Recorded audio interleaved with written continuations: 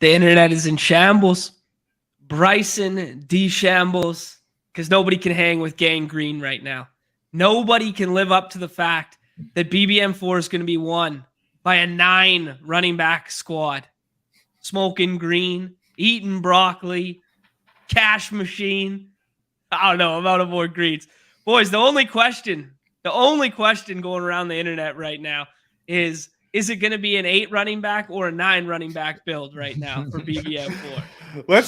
That's slander. No one's drafted 9 running backs. We're not getting too carried away, for the love of God. But that's not going to be my only 8 running back team. I'll tell you that right now, and it won't be my only 8 running back team on stream. So, and a little vote of confidence to that team. Our guy Ron Stewart over on YouTube, he has like a really good channel for fantasy football.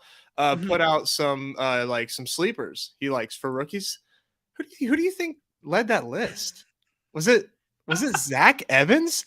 Was it the same exact case that I made on stream that if he steps in, he can give you 15 again? Weird, huh? No, maybe Nez knows the thing or two. I don't know, but I mean, Gang Green left the internet on fire.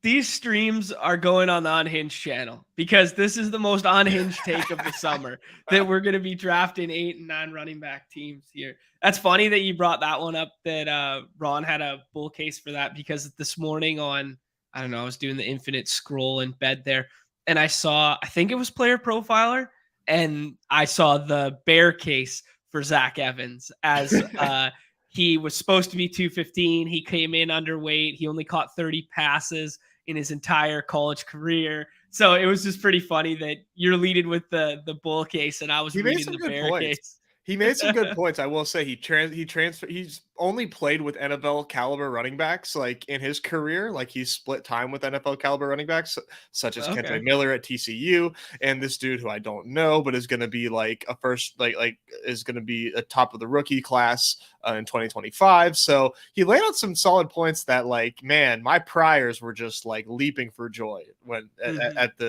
That's funny because they went spin zone on the narrative and was like he couldn't even hang with Miller, so he had to move schools. Yeah, right. Because you can look at it like two different ways, right? No doubt. I had one back in the day that was always Chris Carson didn't get work behind Justice Hill. So and then Chris Carson comes in the league and lights it on fire. And then Justice Hill was like, everybody was kind of like the guy in waiting for the Ravens. And I was like, no, don't worry. He was better than Chris Carson in college. It's coming. I like the thesis. Oh, man. Boys, good weekend. Actually, I don't know. Good weekend of hoops? ? What'd you guys think? I mean, Saturday was a little... What'd you think? Can we give Neumy the floor for a minute? And let's go. Allow him to lay out the nut low run out I've ever seen in a hoop slate. Like, oh no, I didn't want to put him down memory lane like this. Yeah, it's all right. He came to me this morning saying he's still thinking about it. It's bad. No, it's bad. Okay, no, I can't. I wake up. I'm not even fully familiar because I didn't watch the slate. I'm sitting here, and Friday or Saturday? Friday night. Okay. I'm sitting here. Yeah, it was Friday night, right, Nez? Yeah, it was Friday night. And I remember it's funny because I'll just go real quick. The slates that I always end up doing the best in are always the slates I'm like, should I even play them? Do I want to play them? I don't play a little. Played my lowest volume. I called it the Nezzy game, where I did my one heat check and I did about I think it was 20. Silver bullet, baby. But it was the crossover Thursday and Friday night game. So that slate. Well, all of a sudden, I'm literally sitting here. I'm playing the show with 2 buddies. We're playing ranked. We're having a good time, and I checked my phone. Had to throw in that you were playing ranked. So we weren't playing amateur shit. We were playing ranked. We out here. We out here. We out here. We don't play that amateurs. But anyway, I shouldn't have checked the phone because I thought I had a baseball sweat. Well, that went down, and all of a sudden, I saw on the NBA like it went from like 120 to 250. 370. And I was like, wait a minute. And I look, and I have one lineup that has the most PMR remaining: Devin Booker, Jamal Murray, and Michael Porter still to go. I'm like, whoa. I got it. Well, it all starts to go downhill when Devin Booker picked up his 4th. Devin Booker picks up his 5th, literally just running into a dude. Just hilarious. So we won't even get into that. Sits about 8 minutes, doesn't pick up any points there. And then Jokic starts to do Jokic, and teams start to catch me. Well, we'll fast forward. 13 seconds left in the game. Devin Booker just hit a 2-point shot. I believe there's like maybe it was between anywhere between 15 seconds ish left in the game. 8-point game. They don't have a chance. They're just going to host up a 3. It's probably not going to be Jokic. I'm looking good. I have Murray blocked out. I have Porter blocked out. So at this point, you're in first in the Heat check? Please explain. You are first I'm tied for first in a 3-way split in the Heat check. And I have a 3-point lead in there. And then I have a 3-point something lead in the main. And he's in first. God, so solo. So what happens is someone chucks up a 3. Jokic tips it to himself again, makes a 2-point shot in a meaningless game. And Nez sends a text like, congrats. I'm like, dude, I don't think I won. I didn't know he had 2 rebounds. I thought it was just 1. Yeah, I thought he gets 2 boards because he tipped it. He got 4.2 points. And so the never sweat came to fruition. I'm sitting there. Just kidding, Brandon Fridgman. Just kidding, Brandon Fridgman. We are team always sweat. These are the stories we live for now, Neumy. We are team always sweat. But I'm sitting there with my friends, and this is the funniest part. I will say. For anyone that plays like games, when you do ranked in baseball, it's awesome. One's the pitcher, one's the infield, one's the outfield. Nice. I'm sitting there for like the 3rd game. I'm not even watching, and finally someone goes, "What is going on? Who's doing the infield?" There's 2 guys on first and second. I haven't moved my infielders. Your player is just I'm just sitting there looking at the game. And as soon as that Jokic thing's literally like, I just felt just whatever. I'm just like, no. What are those? Like I'm sitting there counting it up, and it's just no. Well, there's 13 seconds. I'm like, there's no way. Like I'm sitting here like, if Jokic makes a 3, I'm still good. And like Booker, I'm like, they're gonna foul Booker. He's gonna get 2 free throws, which he did. I'm like, it's all good. And it sucked. And I will say, to even compound it, I put in the golf chat. I'm first in golf. Guy has a 5-foot putt to go a bogey-free round and put me up by like 7 points. I would have won by 3 points. Does a little rim job around and lips out, and I go from first to third. And I'm just like, you know what? I don't know if I should just retire or just take a break. But this is what we live for, baby. The pendulum swings. I will say, I'm gonna caveat that we all say, like the risk management stuff, mental health and the psychology of the game is a big aspect. And yes, I'm playing it up as it's eating at me. And I will say, my girlfriend or my fiance is just like, "Are you still thinking about it?" Because I told her, I'm just like, no. But it's gonna get over with. But yeah, it was an ultimate just run low scenario. Was looking like, hey, not only am I going to get my first victory, but it's going to be a 2-way. And I'm just going to, John Boy's going to wake up to, oh yeah, Shane won a late night slate for 750. Doesn't matter. Oh no, he took down hoops. And I'm just, anyway. Put some respect on those hoops. But it was tough. But the sweat, I will say, for that whole basically quarter was unbelievable. That's what you're living for. It was great. And it's the way of the road. It's just the way she goes. That was the night also that Crutches took down I think it was first and third or first and second in that Friday contest. So shout out Crutches and Rydock and the whole gang out there. It's just been Badge Brigade up there nonstop. I know Nick and John Boy Beats have been up there as well. But yeah, it's it was fun. Yeah, fun. No respect rim for your job. boy. Top 5s all weekend, buddy. Come on, I'm right here. When they release a dunk 2 and you become champion of that for the 3rd time, I'll put a little more respect in it. I love it. Let's talk. Let's move into today's slate. I don't know. We can talk a little bit about the weekend as we go there. Actually, I gotta tell you guys my my F1 thought leader story for 1 second. It's 2 seconds long. Yeah, don't ever tell me anything F1. It was something we don't know, dude. Dude. No, I watch a little bit. I pay attention. I saw the Sims, like Run the Sims has all the stuff. And Sam, what's his name on Twitter? I can't remember his name. Anyways, he puts out like a Was it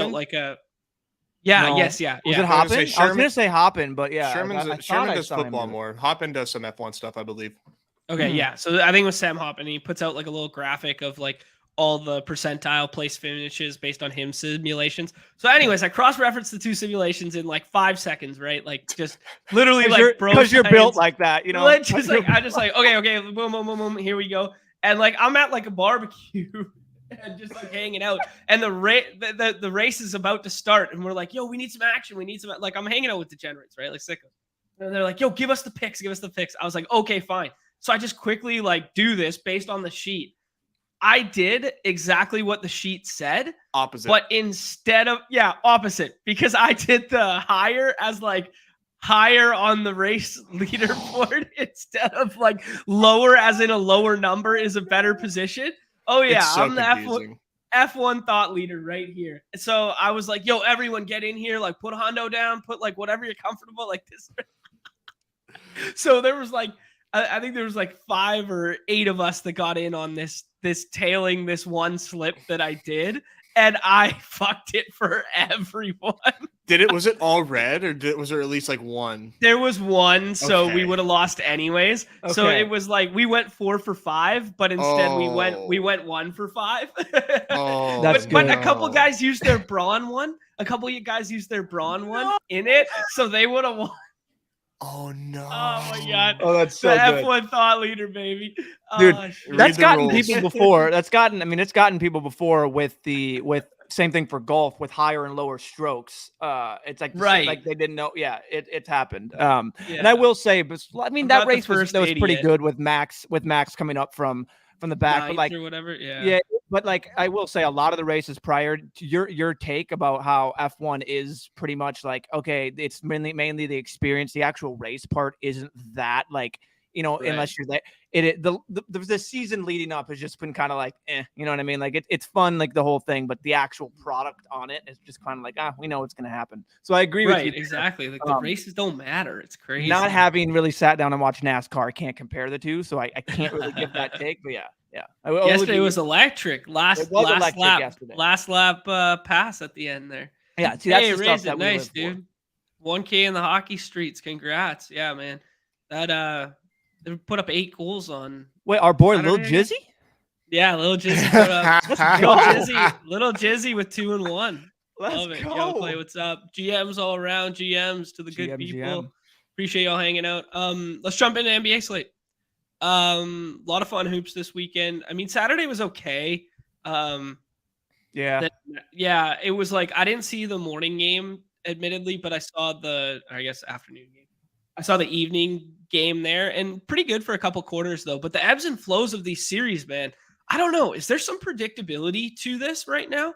Because I'm seeing like I joked about it two shows ago on Wednesday. There, I joked about how it feels any night. LeBron will just take it off, then AD will go to work, then LeBron takes the next night off, AD goes to work, and now all of a sudden we're seeing every game of the postseason, one then the other, and you're seeing similar things with like teams that are down like 0-2, right? And then they come home for that game at home, and who breaks the slate? Like the home team that's down breaks the slate, right? I don't know. It's just interesting. I would love for there to be a close game with the Lakers and Warriors for once. Like, can we actually get a game that isn't like over by the third quarter? Like that would be great for the product of what's supposed to be this like fantastic series. And I hate when it gets like, you know, I mean, it's still a good series. Like there's still good basketball, good moments, but like the first half I thought was great. Yeah, great first halves. Like, you know, there was a lot of change. Like the Lakers went on that 22-2 run or something to like completely like flip the tide. But then after that, it was just like it was over, and you know, and it kind of stinks for our fantasy contest, and it kind of stinks for you know, 30 minutes of viewership where it's like, okay, this game's over. Right. Yeah, well, I mean, you have all the Warriors fans complaining about the refs and how they've got, you have that on Twitter and just in general. It's like, well, when you normally just shoot threes the entire game, you're not going to get that many foul calls, although they put up like stats of, oh, look at the points in the paint and then look at the fouls that they've had. It's like, okay, but you're also Anthony Davis and LeBron versus who else is going to be in there for fouls. So it's like you have Steph doing these, like sorry, go ahead. No. There's also the stat from the entire calendar year is that the Lakers were the number 1 team in the NBA at getting to the free throw line, and they were like the 26th or 28th ranked team. Plus, they allowed the most. So it's kind of like, well, we have a season-long trend of exactly this, and then you complain about the officiating now. Like, what? Yeah, well, Warriors they've done it. fans, The NBA has done them a favor with Scott Foster coming into town, because Ooh. they basically said, "Hey there, we want this to go 7. We need this to go 7. We need this to go 7 for TV coverage. So we're gonna send in the extender is what they call him, and he's gonna extend this series to a nice 2-2 rather than the Lakers being up 3-1 type deal. So yeah, that's the running joke. But I mean, jokes aside, are you guys going to factor that in? It's interesting, dude. You see what Scott Foster can take over a game over anyone. It can be out of LeBron and AD and Steph and Clay. Nah, it'll be the Scott Foster show. He'll be like, "Hey, I'm out here. Look at me, everybody. Like, I'm gonna he'll do that." So, am I factoring it in? No, but I'm conscious of it, and I'm building specifically kind of like around that in a way where it's like I'm more apt to be like, this could just be a Warriors onslaught, and I could envision, and this is what I could envision. I've already thought when I saw that was like, okay, it's hanging around. Maybe the Lakers are up a little bit or down a little bit, tied going into the third quarter, and third quarter Warriors hit. Next thing you know, going into the fourth, it's 20-point difference, 25-point difference. And it's like, well, do we get that AD LeBron? And then do you get some of these back end war? So this just things to think about as you're telling a story, but it's definitely more likely with Scott Road Warriors Foster too, man. Road Warriors all season. Exactly the thing. That's the narratives too. So, but like that. They're also in LA, and I don't know how many games they played in LA and what their record would be, but like I wonder if that is a factor of the Road Warriors being away from California, because I mean they're right up the road. Like a couple, what is it, 2-3 hours? I don't think it has anything to do with the travel. It's like 7 hours. Yeah. Okay. Yeah. So I just don't know. I mean, they're right in the bunch. Like, because do they stay? Like, you know what I mean? Like, it's only been a game difference between it. So obviously they're staying in LA, not going back. But like, I just wondered their record versus non-California teams versus California teams and see. But yeah. Really nice drive. Yeah. I mean, the Scott Foster thing, like, I don't know how much you can like put that into like your metrics or like whatever. It's just kind of like, okay, this is interesting. I'm not putting the metrics. I'm just thinking about it. Yeah, no, yeah, I think ultimately, it's hard to make any sort of decisions based on it. I think the only thing you could say is like, if you are a firm believer, if you are a Scott Foster truther, and you think Lakers are losing tonight, then like, it would be easier to be like, okay, well, I'm going to fade Lakers if the other game on the other side wasn't like Heat and Knicks, where we have a test case exactly of that from yesterday, right? Where it's like I built a couple like game theory onslaughts of like, hey, that first game goes to overtime. All the pieces you need are from that first game. Didn't fucking matter. It went to overtime, and they still scored 40 less points than the other game in regulation because of pace of play, right? So we're kind of looking at the exact same thing tonight, where it's like, if you do like Knicks Heat onslaught and you go like the game theory, bro, of like, hey, the other one is out of reach and it only plays 3 quarters and they just hand the Warriors the win. The Warriors might still score more points in 3 quarters than the Knicks do in a single overtime, maybe not a double overtime game, but in a single overtime game. Like, so it's very interesting. I don't really know what to do with the information, right? Because we basically saw it unfold exactly that way yesterday, where it's like Harden looks like he's broken the slate, and not really. There was still life, right? Like, it was wild. It's crazy. It's great. Yeah, no, it really is. I don't know. It's gonna be interesting because like the Warriors, like it's a 20-point difference between, or 19 and a half, depending where you go. Yeah. And like you said, you can just watch the nature of the games. We're gonna see it. We've already seen the sample. We already know the whole season. The Knicks and Heat are literally gonna try and grind it down to the end of the shot clock, get into their offense, let it set up, half pace or half court offense type thing. Where the Warriors and Lakers are literally just trying to get out there, and it's a track meet. It's a pickup game. Capped with an NBA game where they're just running up and down that court, and there's 20 seconds left in the shot clock, and basically Clay does a pump fake, boom, shoot 3. Oh, they miss it. They get another long rebound. Like, that's the way that they play. So yeah, like, right, of course, yeah. That's the thing that's interesting to me is how do you want to balance it? Because doing these drafts, as we're going to get into, is if you don't get a Laker or Warrior kind of early, you could be like building a full-on game onslaught from the Knicks and Heat without even trying because you're just boxed out of pieces from the Warriors. Exactly. Which kind of brings us to, I'm going to pull up ADP in a second here, but I think playing into both the pace conversation and playing into the potential scoring of that situation is the kind of biggest question mark on the slate that Raise It brings up here is the Kevon Looney, right? Like, what are we doing with Looney today? Do we believe that he was, so for those who don't know, it was an illness the first game, randomly comes off the bench. They start Jermichael Green. They lose that. They win that game. They win that game. They won it. They win that game. And then all of a sudden they start the same lineup the following night, 2 nights later. And then Kerr comes out, says some other stuff, talks about how, hey, yeah, he still wasn't 100%. Or that, no, sorry.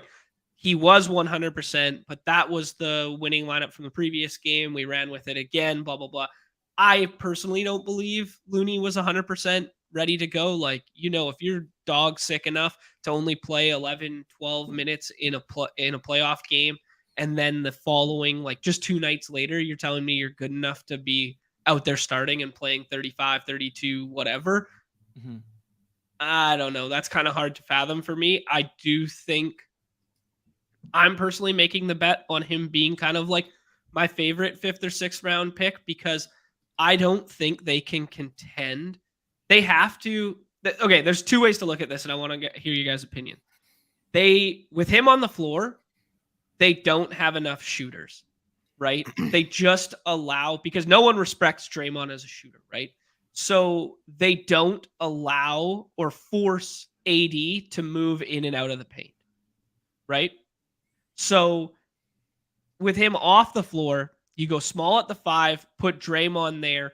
He might not close out on Draymond, but at least with the spacing on the floor now, you have another shooter out there, whether it's DiVincenzo, whether it's Poole, whatever that may be. You sacrifice a little bit on the rebounding end, but we think Looney was an outlier in terms of winning O boards anyways versus AD. So if you just concede that and be like, it doesn't matter if we hit shots, maybe Looney's better served on the bench, and they are better off going small because on offense with Looney down low, like AD just doesn't have to move out of the paint, right? Like He literally doesn't have to do anything and he just protects the rim. I don't know. What do you guys think? Are they a better basketball team by trying that, or are they a better basketball team going small? I don't think it affects the Warriors as much as it would any other team because of the way the Warriors play. And they're like, you know what? We don't need to go in. The only person that wants to go in and try these fancy ass shots is Jordan Poole and think that he's going to get it done. Whereas Steph and Clay will actually, they'll drive in when it's smart and maybe AD's out of position, do a little like basically like around under the basket type move or anything like that. I think for the Warriors, you think about that, and I said, yeah, like obviously putting in Jermichael or Draymond out there, AD has to move. He can get him out of the paint, and that would help any other team, especially like maybe the Grizzlies when they have Ja, someone else that doesn't rely on the 3. But when you have the Warriors, you would almost want Looney to be down there to give you the chance at those offensive rebounds wherever they're bouncing, if it's just straight up in a weird way, because like, I mean, we've shown he has ability to get offensive boards, giving the height difference. So that's going to fit. It just fits their type of offense perfectly. And I agree with you. I don't know if he was 100%. And whether it's just coach speak and we're going to run with this and all that. We've seen what Jermichael Green's done, and that's absolutely nothing. I know fantasy wise, maybe they value him differently in terms of how he's actually performing on the court. But like I don't think AD planting there matters as much for the Warriors archetype because they're just going to jack up threes regardless. I mean, they literally, I mean, any Poole can do it too. Okay. They have all the guys out there that can do it. And Draymond has shown a willingness to be a little more aggressive as well too. So, yeah, I don't know. It's interesting. I think they go back to Looney in the starting lineup. Would it surprise me if they don't? No, but I think they personally do go back to Looney if he is healthy, 100% healthy. Okay. So that kind of just instantly makes him, if that's our belief, right? Like if we believe that he goes back into the starting lineup tonight, that makes him by far the most mispriced player on the slate, right? Yeah. Because we've seen what he's done in terms of like, even in these reduced minutes, Like, they played 15 minutes. He played 11 minutes, and he's still putting up 15, 13 fantasy points here, right? Like, what you're fighting for in this last round comparatively is insane. Now he's probably moving up as soon as projections come out or have come out and this sort of thing. He's probably moving up into like the Well, I fifth think we and had stuff, one update I already, right? imagine. We did. Yes. Jimmy Butler moved ahead of Steph, didn't he? Yes. Butler moved Jimmy- ahead of Jimmy was Steph, buried. and there was a big Austin Reeves bump too. I mean, Austin you Reeves guys- up to 30. You guys have 6-round Looney, right? I do. Yeah, a bunch. Yeah. I'm That's- still getting him. Yeah, like that's crazy to me. That's crazy to me. I just think, I think the upside that he offers, it's greater than anyone. And obviously, I'm not even talking the 40-point game. I'm I mean, just dude, talking. I'm talking 20 points. I'm talking taking- 25 to 30. If he were to get that for me, like I the think guys if he in that plays off the range. bench, he's still a value in the 6th round. I That's what agree. I know. I agree. I'm saying I've had You have the AD ceiling. twice, and I've taken Looney at the 4 or 5 turn. So Like, Yeah. let's put this into perspective here, jeez, because dude. normally you're sitting with Mitch Rob. He gets he gets to that last round where all of a sudden people are like, we've seen what Mitch Rob has done. So like normally you're sitting with Mitch Rob as like your first option before Looney, you know what I mean? Poole, who now that's a question in itself. Are you taking Poole over Looney? Or are you taking Looney over Poole? Because legitimately, I'm taking Looney. I'm taking That's Looney. what- yeah, like Yeah, I'm taking absolutely. Looney. Like now, this is where it might differ because you can make an argument for Gabe Vincent and maybe be Kyle Lowry, but like other than basically, I'm just trying to say, other than like this group down there, like Looney should almost just be up. I don't know, like. Yeah, I agree. There you go, Chad. Like Looney should just be he's mispriced. I don't know how to say it. Like he should he just shouldn't be that far buried. Okay. Yeah, it's interesting. But there's some other conversations on the slate for sure. I think the Knicks one you brought up, Mitchell Robinson there. Mitchell Robinson obviously had a bit of foul trouble. We've seen him split minutes with Hartenstein, and I think it's almost a very similar conversation to the Warriors there. Whereas, what does this team look like if they play small and they play Randall at the 5? And we saw a little bit of it because they were down 15 last game. They're playing catch-up minutes, and they just said, fuck it, let's put all the small dudes out there. Now they're without Emmanuel Quickley tonight. But I think if you're doing the... Yeah, doubtful. In case any wonkiness happens. Yeah, that's a fair point. Yeah, but it becomes a very interesting conversation because it's in the same range here that, like, when you put Looney in with this, and I think we're kind of all in agreement that we're taking Looney over these other centers, yes? Yes, I am personally. Oh yeah. Yeah, it's interesting because, like, if we see Mitchell Robinson without foul trouble and they don't decide to, they decide that, hey, we need him on the floor to stop Bam, because we haven't seen the big Bam game yet. I mean, he was pretty good last game comparatively, and maybe we never see the big Bam game ever again. But I mean, like, just the way he's been recently. We know he's capable of, kind of thing, is maybe they just decide we need Mitchell Robinson on the floor. Mitchell Robinson then plays, he's obviously starting. He plays 28 with a ceiling of 32, and Hartenstein just returns to the bench in a limited capacity because Robinson is not in foul trouble and because they just, in those off minutes, decide to go small, right? Mm-hmm. I could paint a bull case for Mitchell Robinson as well as being underpriced right now. I think that's fair. His ceiling, he has a high ceiling, but the thing, I guess, like for me, it's IQ's absence like doesn't open up a lot. Is kind of my thought. Like he hasn't been doing much in the playoffs, so yeah. I think this just means like more minutes for the big three of Randall and Brunson and Hart is kind of like where I'm at with it. Fun that Hart's the big three instead of RJ. Yeah, and RJ.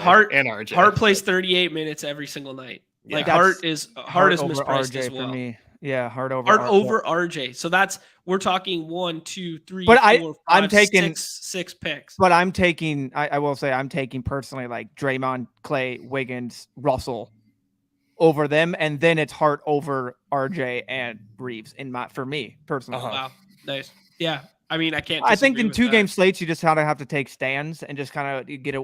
Like, obviously, I'm still going to filter them in. I don't want to have nothing, but of my lower fades, yeah, I don't know. I think the RJ at home narrative is real enough to where he's fallen out and he's just not. I mean, if RJ is engaged and he's shooting the lights out, yeah, he's going to be there. But I don't know. It's interesting because I just don't know what you're going to get from RJ Barrett, whereas you've seen, like you just said, Josh Hart's playing 38 minutes a game, like minimum. Yeah.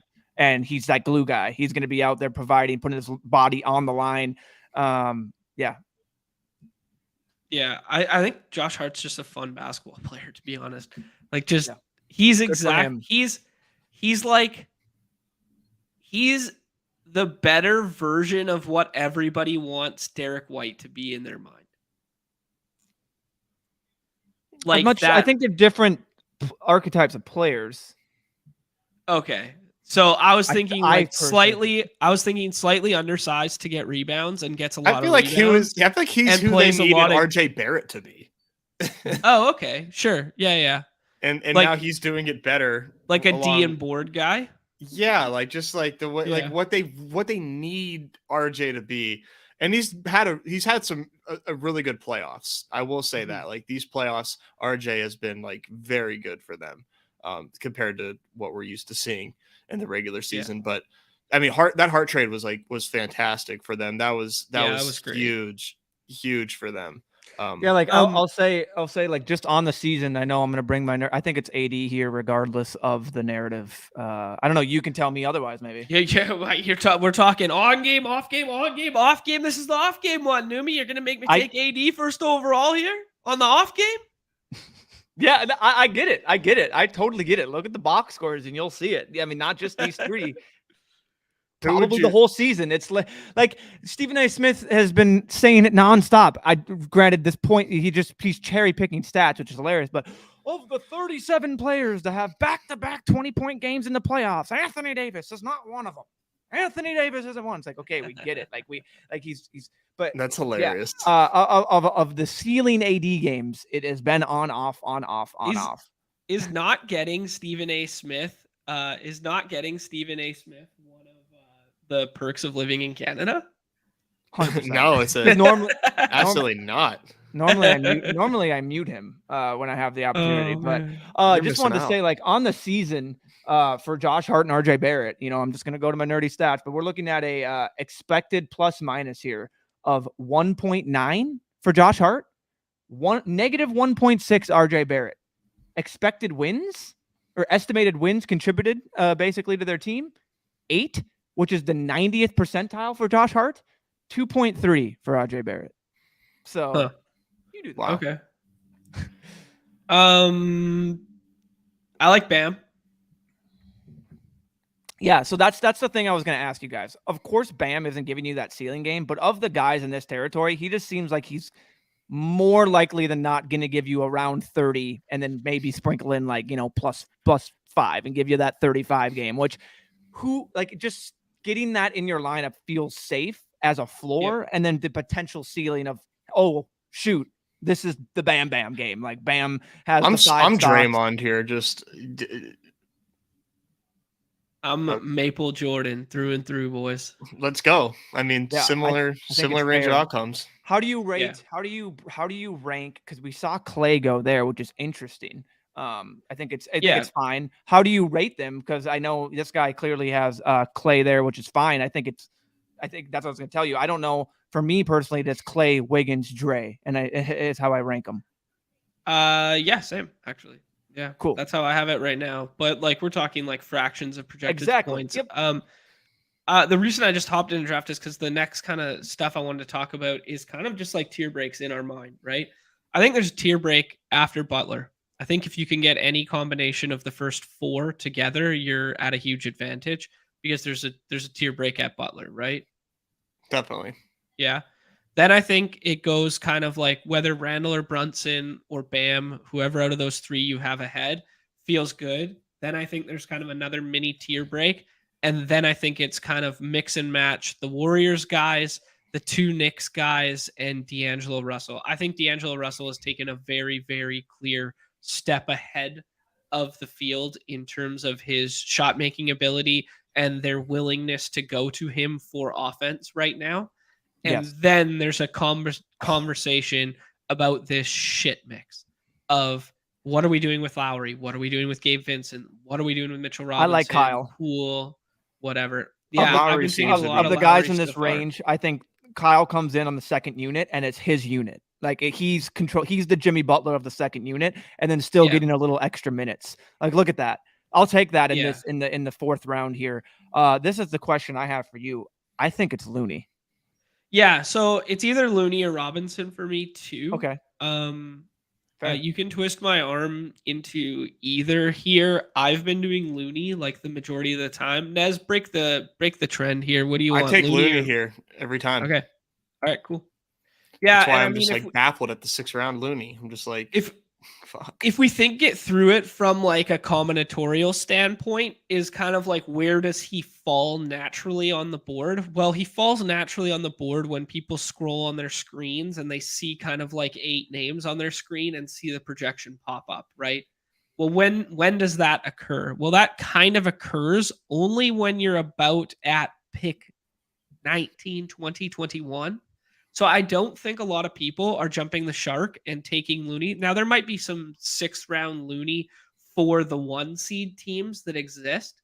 I'm not sure if he's made it that far in any of mine because I Just autoed one of mine. most of them. Just one of yours. There you go. Yeah. So the fact that it does exist, I mean, it makes you a little more apprehensive, like jumping the shark there. But there's also some fun 6th round stuff that I want to talk to you guys about too. Interesting to see Brown there. We're just playing Lakers blowout narrative by taking Troy Brown. Rand Dazzler. All right. Yeah. Interesting. Well, I mean, the thesis is there, right? Sure. Braun blows the doors off. Clay's the run it back. D'Angelo's the other piece you need. And then these are kind of like the closers. I mean, he might just be a Lakers fan. Yeah, this is a fun one too, because you could twist my arm into any of those 3. And then I think there's some other darts here in the 6th, but not for this team. Who do you guys like? I think Quentin Grimes is an option. Not on this team though, or I mean maybe if you want. I don't but- feel too strongly about any of these guys, but I agree that they're all the options that we should be. Yeah, they're looking all at. options I Okay. think that you can make. I have no idea who we picked because it's doing this freeze thing on desktop recently. What are you thinking in the 6th round as I mean, I want to throw this player out at you. A little Moses Moody for the Ooh. 6th.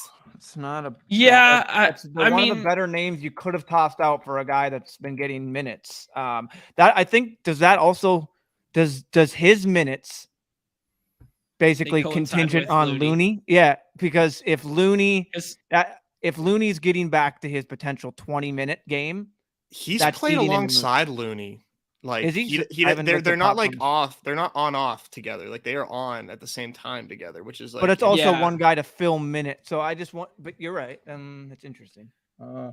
yeah, I I mean, think it's I thin, think of when they course. decide to go 2 bigs, like bigs in quotations, because like Moody and Draymond aren't like traditional like bigs, but they're bigger. If they do that and then they keep Looney on at the 5 and then they bring him on at the 4 to replace Draymond. So Draymond foul trouble is the path to Moody playing. Yeah, I'm not true. sure. Well, yeah, Yeah. I'll have to look into. I that don't know, that's just what specifically, I 'cause think, I I'm don't not know. sure. Yeah, but I mean, it's fair if Draymond's been getting into foul like his last 2 games. It's the last 2. He's I know getting this last garbage one. time too is the thing, so it's hard to say. Yeah, and then he gets the Yeah. garbage time run. He's Yeah, first so if it's a garbage time close guy off game, the he's bench, not. yeah. Yeah, he's not giving it to you. So he's probably a garbage time play.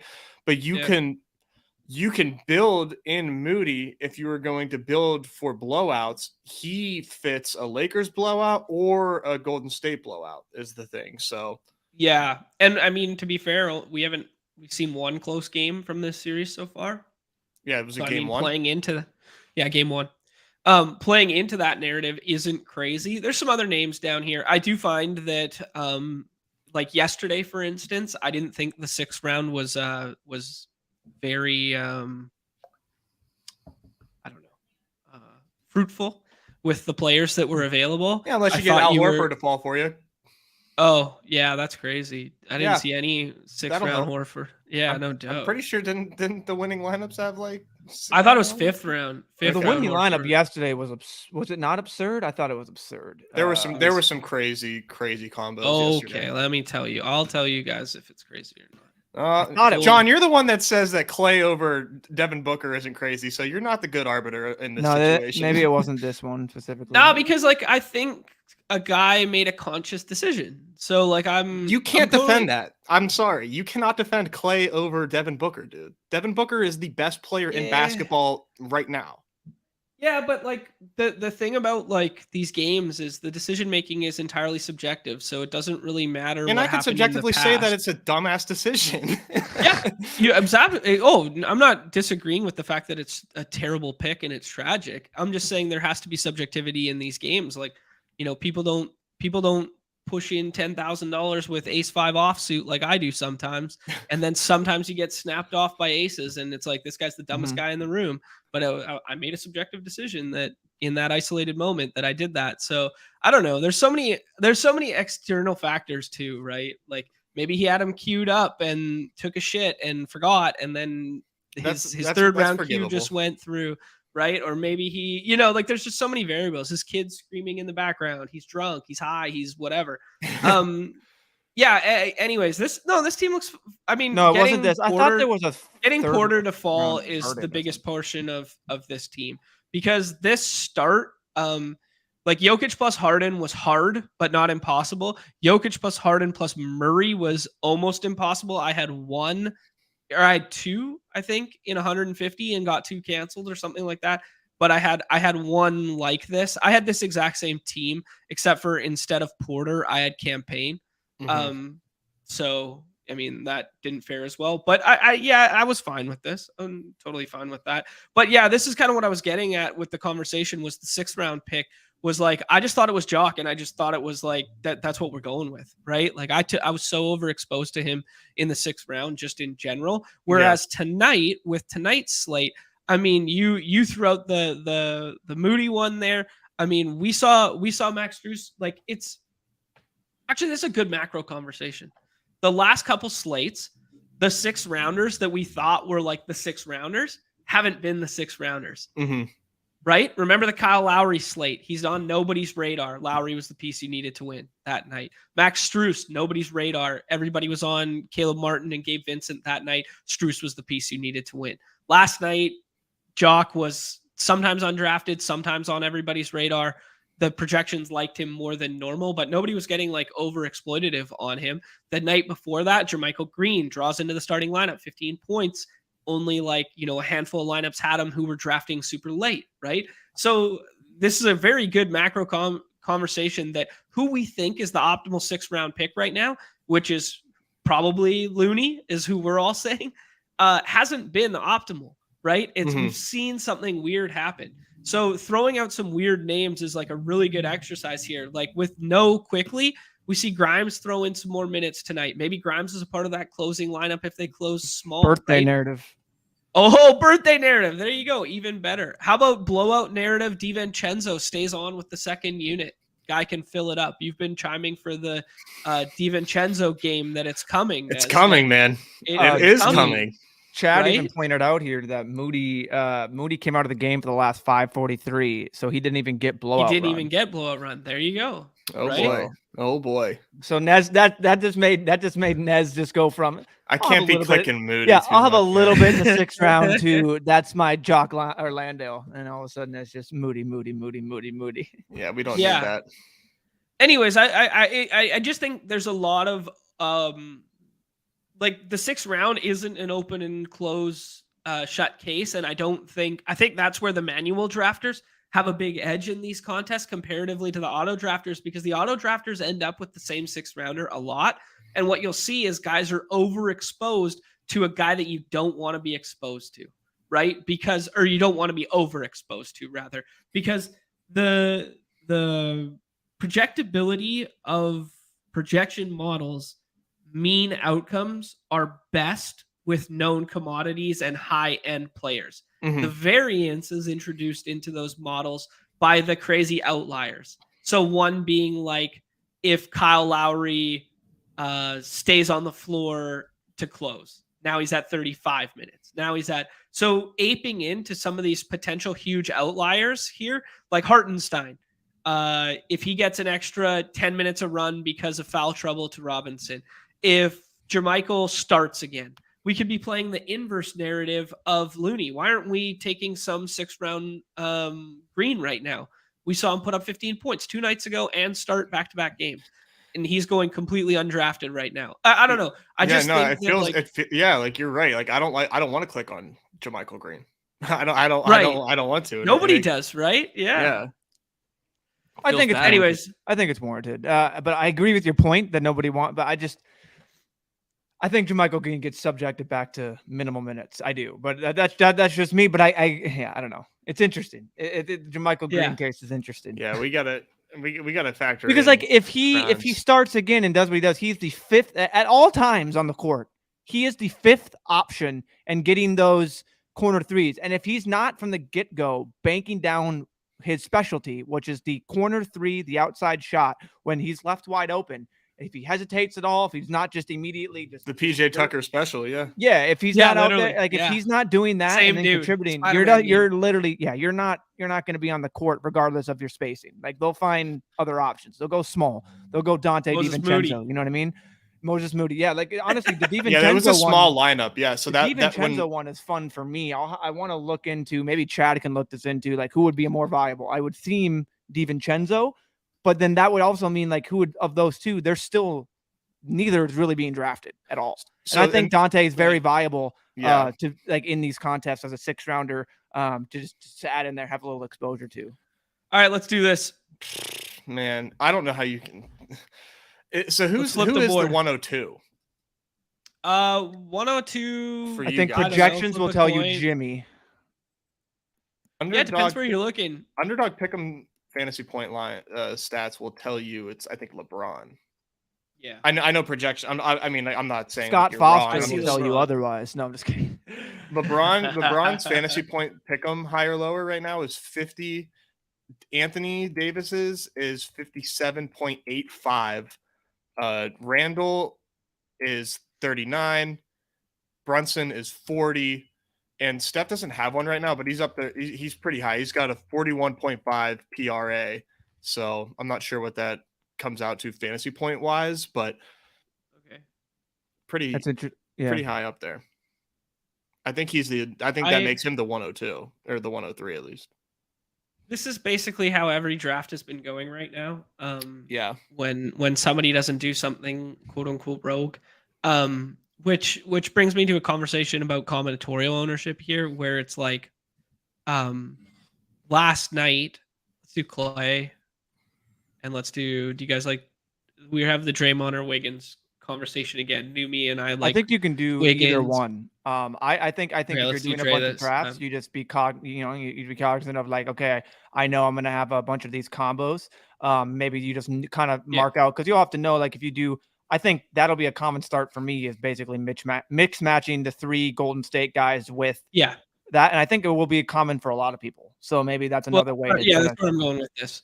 Yeah. So last night, we basically saw Harden quote unquote break the slate. And then after the first game there, the teams that were in first place, I had Harden was my highest owned player last night, and I had 42% James Harden. I was nowhere near the top of the leaderboard after the first games, and I did some onslaughts of that game because I basically had no Harden plus Tatum because of the way my rankings were set up. I had both the Suns guys over him. I had Embiid over him, and then I had Tatum, and then I had Harden. So at no point in time on the fourth, like on the corner of the 4-5, did I get Tatum plus Harden. And that was what you needed, like at that point in time.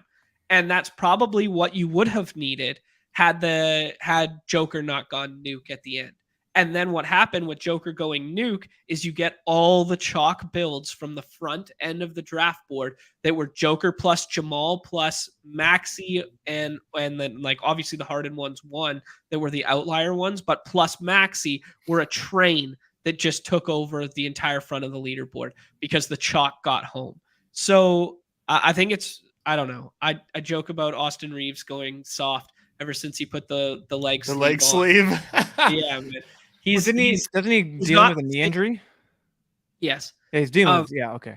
That's what I thought. He is not the same dude as we saw earlier in the season. I think we just do this as Lakers Warriors onslaught now that we have 4 like this and we got the slide of Reeves that you don't normally get. We push Looney up here and then we end with either Vanderbilt or Schroeder. Okay. Yeah, sure. And this is the Warriors Lakers double overtime where it's Clay and AD is what you need, not Steph and LeBron. This is purely like hand build storytelling showdown, bro. Yeah. Thank you to Chad in the chat giving me the little response there for What do we Dante got? and Moses Moody. Very helpful nugget. So 9 minutes of blowout run. He only played 9 minutes in the first half. Moses Moody had 11 first half minutes. I think it's a toss up between them if you want to play that angle. Yeah, there you go. Yeah, it doesn't make me too confident in either. So yeah, it's kind of just like I wonder in those scenarios, but where it's kind of like a toss up between the two. Do you split? Do you personally split your exposure, or do you just go? I'm just going to get one and hope that I just get that guy right. You know what I mean? Like Yeah. I think it's viable to do both ways. Where it's like yeah. they're both not that great. I don't want to go all in on one to have them sink it. But then it's also like if I get it right, that's also boosting up all those lineups. Hope, like you know what I mean? Like it's obviously a risk tolerance playing all that. Just wondering how you guys would play that. Because my recent play would have me go in all in, but just choose one and go all in on that guy rather than then split it between the two.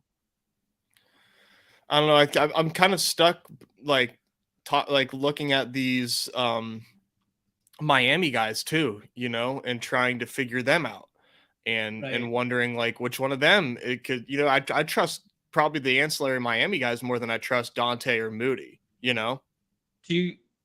Sorry. Okay. Do you guys like Rui or Vanderbilt? I think it's Vanderbilt. I think it's Vanderbilt too. Yeah, I think Vanderbilt fits this narrative better because if you go to overtime, Rui's not on the floor. Yeah, exactly. I think Randy just needs to hit those corner threes. It's the same thing for these guys. If he can just hit the threes and continue to because when he's not hitting and these guys are just seamless out of the game. Basically, these role players, if they're not contributing and they're not doing anything on defense, they're just running around, running to the corner, doing the Derek White special, where they're just running to the corner, standing there. BBM4 now. Let's go. There you go. Okay. Big dogs. 6 people. Who's coming in? More. This everyone just trying to quickly get on. Like, oh, now they're doing it. Yo, let's let's close the book on the hoops there. In terms of what you guys anticipate this evening, like just macro, who you want to be overexposed to, and who your favorite 6th round dart is. Leave Looney out. Yeah, unless he's your overexposed. Unless you want to just be overexposed to Looney. Kind of. Okay. Now I think my overexposed player is probably Brunson. I think. Okay. Interesting. For me, he's like my 5th guy off the board. Okay. And there's potential for him to fall just because people don't really like the matchup. I would like to be overexposed to Jalen Brunson. I know, shocker, but that's probably who I'm. And for the 6th rounder, dude, that's tough because like I said, like what are we doing with like Caleb Martin? Because like he's been so useful in the past, and now he has that one bad game, and it's just like staring at you, right? Whenever you're like trying to make these decisions. Oh, the influence they inverted us. Yeah, I was inverted. we just. Oh, you have me was here, so John's no longer. We was currently inverted. You're getting an absolute unpure run coming into these into these drafts here. I apologize. That's a good username. I haven't seen Vesuvius yet. And he's a red badge. Where? This one? Yeah, I like that name.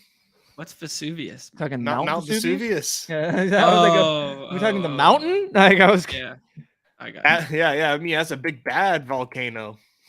It's like I was like, I thought this had like some better meaning than that. I thought it was like a double entendre or something. No, sorry to the to our Italian viewers. I apologize, but that's a badass name. Hey boys, GA knows what time it is. It's 8 RB time, huh? Guys, Nate RB I'm not at the time, let's wheel. go. I'm not at the wheel, so you can't. Yeah, so now we're just drafting good UW boys, and Yeah. Dude, Dwayne Washington and Justin Ross. I Not think there's Justin something. Ross. Wait, John Jake Ross. is Jake Locker available? Is he still? Is he John still playing? Ross. Damn right he is. John Ross, baby. Oh yeah, he was a. Influencer 101, no big deal. There you go.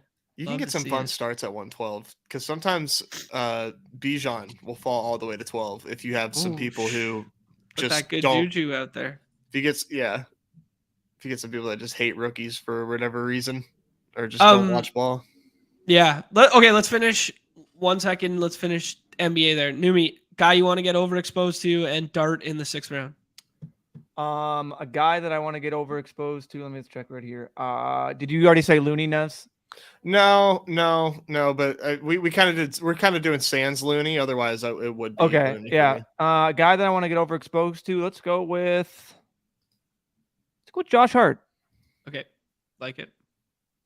And I think it's easy to do that with the Yeah, I RJ think thing. it is And then easy to do a that. late round guy. None of those guys, like a 6th round. I'll go with. I'm gonna go with a 2 first. I'm gonna either give you. I mean, if you want to go the main game, the high total game, I'm gonna go with Dante. Otherwise, if I'm mixing in someone from the Knicks, I think Quentin Grimes could potentially fall into some minutes there, or fall into some points just with the way his minutes have been with Sands quickly. I mean, you've seen 25 minutes, 21 minutes. No quickly. There's gonna be an opportunity for something. RJ's been kind of falling flat, so who knows? Maybe he just falls into more RJ minute, anything like that. But yeah, I think there's an opportunity for Quentin. I like it. I think I'm going to be overexposed to Wiggins. I like Wiggins matchup the best out of the Warriors guys. I think Wiggins offers a different ceiling with a safer floor than Clay. Like Clay, we could play into like the whole Lakers narrative of like, I've been waiting 12 years to have a playoff series versus the Lakers in this building. My dad's been the announcer for 20 years. He wants to just go fill it up and that sort of thing. I mean, for Clay to break the slate, he needs 45, 3-3. He needs to fall his way into a couple stocks. Wiggins can be the 3rd rounder you need if he gives you 22, 8 and 5 and 2 stocks. Like, you know what I mean? Like it feels like an easier path that's not as insane. Wiggins and Draymond feel just safer in terms of the ways they can get you there, if that makes sense. Yeah, I but, agree. But like it could be an immediate at any point in the game. Oh gosh, it's an avalanche. It's literally a Warriors avalanche, and Clay's leading the forefront. Like if he catches hot, same thing with Curry. It's over. I like this. But Devontae Adams is my pick. Yeah. For sure. Do you guys prefer Taylor, CeeDee Lamb, Saquon? We could piss some yellow and do CD if you want. We could take. I think Jonathan Taylor is a nice value here. I know recently, and I've been seeing on streams people give me some getting names, boys. CD for you.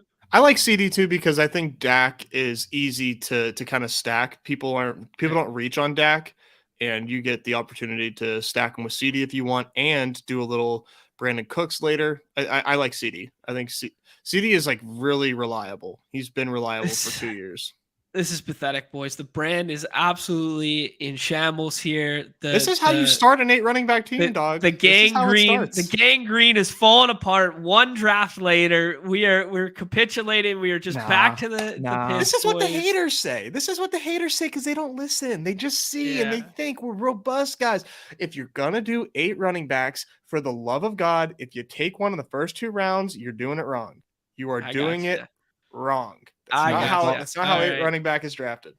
Eric, these rankings right now are a combination of ETR, Pat Carrain, and myself. So it's just kind of like this. Do you guys all get together and put these ranks together? Oh, buddy, did we ever? Oh, did they? Oh, did they? Yeah, who do you think was over at the F1? Getting the F1 pick'ems. Having the F1 party. I put a little brisket in the smoker. The boys came by. We got the graph paper out.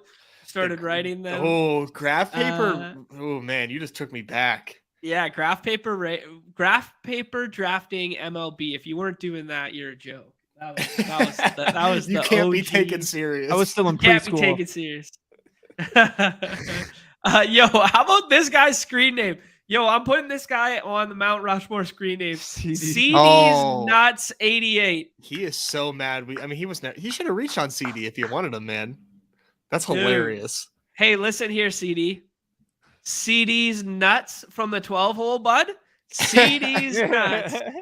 Oh man, You could. I wish you could like not. Obviously not, but like you name your team, so then when you go into that the would be pod, really you can funny, see yeah. each person that potentially named their team. Like make it Yeah. public, and then you like put like The that rare team. FFPC dub is they let you name your own every draft. That's the fun. one thing they got going for him. Oh man, Chad's asking if you know what graph paper is, Numi. You know what graph paper is, for the love of God. Yes, I know what graph paper is. Jesus. It was always the tryhard kids that good. used it instead of regular notebook paper to like do assignments and stuff, but it was so fun. Speaking of graph paper, the new age graph paper is the Google Sheet. And there are 2 Google Sheets linked below in the bio. Shout out Chad, who's jamming in the chat with us right now. Shout out Baseball Chris, who was jamming in the chat earlier on the day. But there are 2 sheets down below. One is the compiled drafts from everybody. That is Chad's work here. It goes in terms of ADP. He will show you the high and the low for the projection, the quartile percentage in which that ADP occurred. This is from our sample, not the entirety of BBM. Yeah, we're doing some stack percentage stuff. There's a link over to the right-hand side for combinatorial ownership here. Just super fun stuff to mess around with, and a quick resource when you're in drafts to be like, okay, I took Jalen Waddle. Oh shit, he's stacked 48% of the time. Wow, that's super chalky. Maybe I should backstack my other quarterback or something like that. Just a really good quick resource. And then more of like the study tool on the other end that Chris is putting out here is just kind of the macro changes in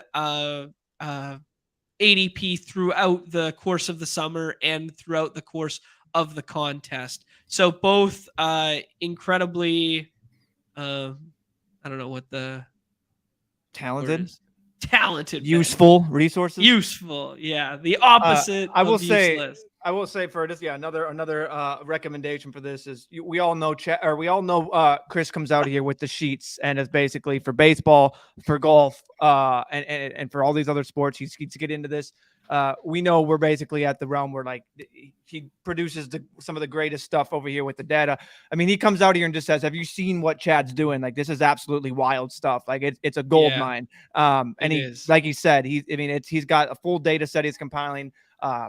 And he's going to make it up and throw it. He's like, I don't believe anyone really has anything like this anywhere. So you got baseball just shouting them out like that. Chad to me, GPT. like, That's funny. We know how valuable that this truly is. So yeah, if you're not using both of these, definitely check them out.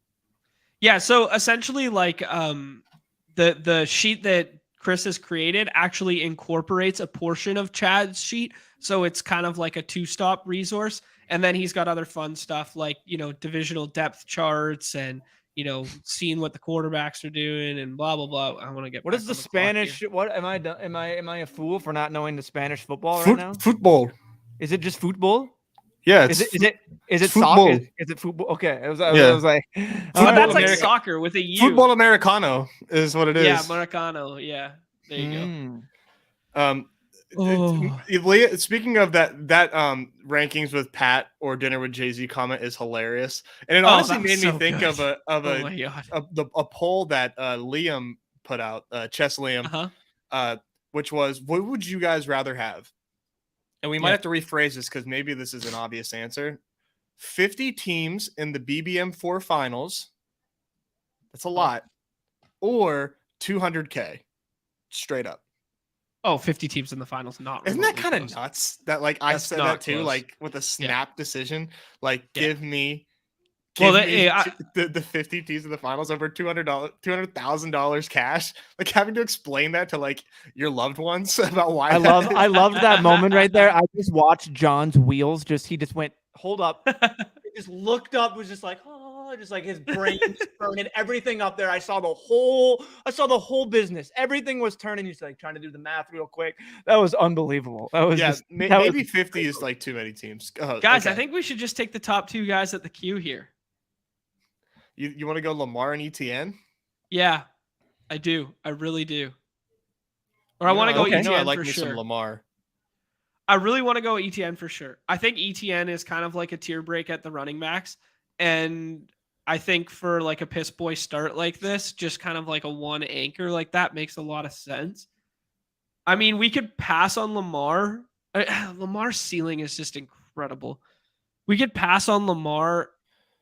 I'll Go do with Lamar. like There's some fun. I mean, there's one guy that's I like more. Let's than do you. Lamar, and I will tell you why after like 70 picks. Sure. Okay, let's do that. Well, I hope we have options to That target. felt I just good. wonder which ones you're on personally, because I have one that I'm. All Think, of them. yeah, Nez, Oh. you can be there with your OBJ. I'm not there. I'm not I there. don't know, man. I think that OBJ? I think OB Toppin?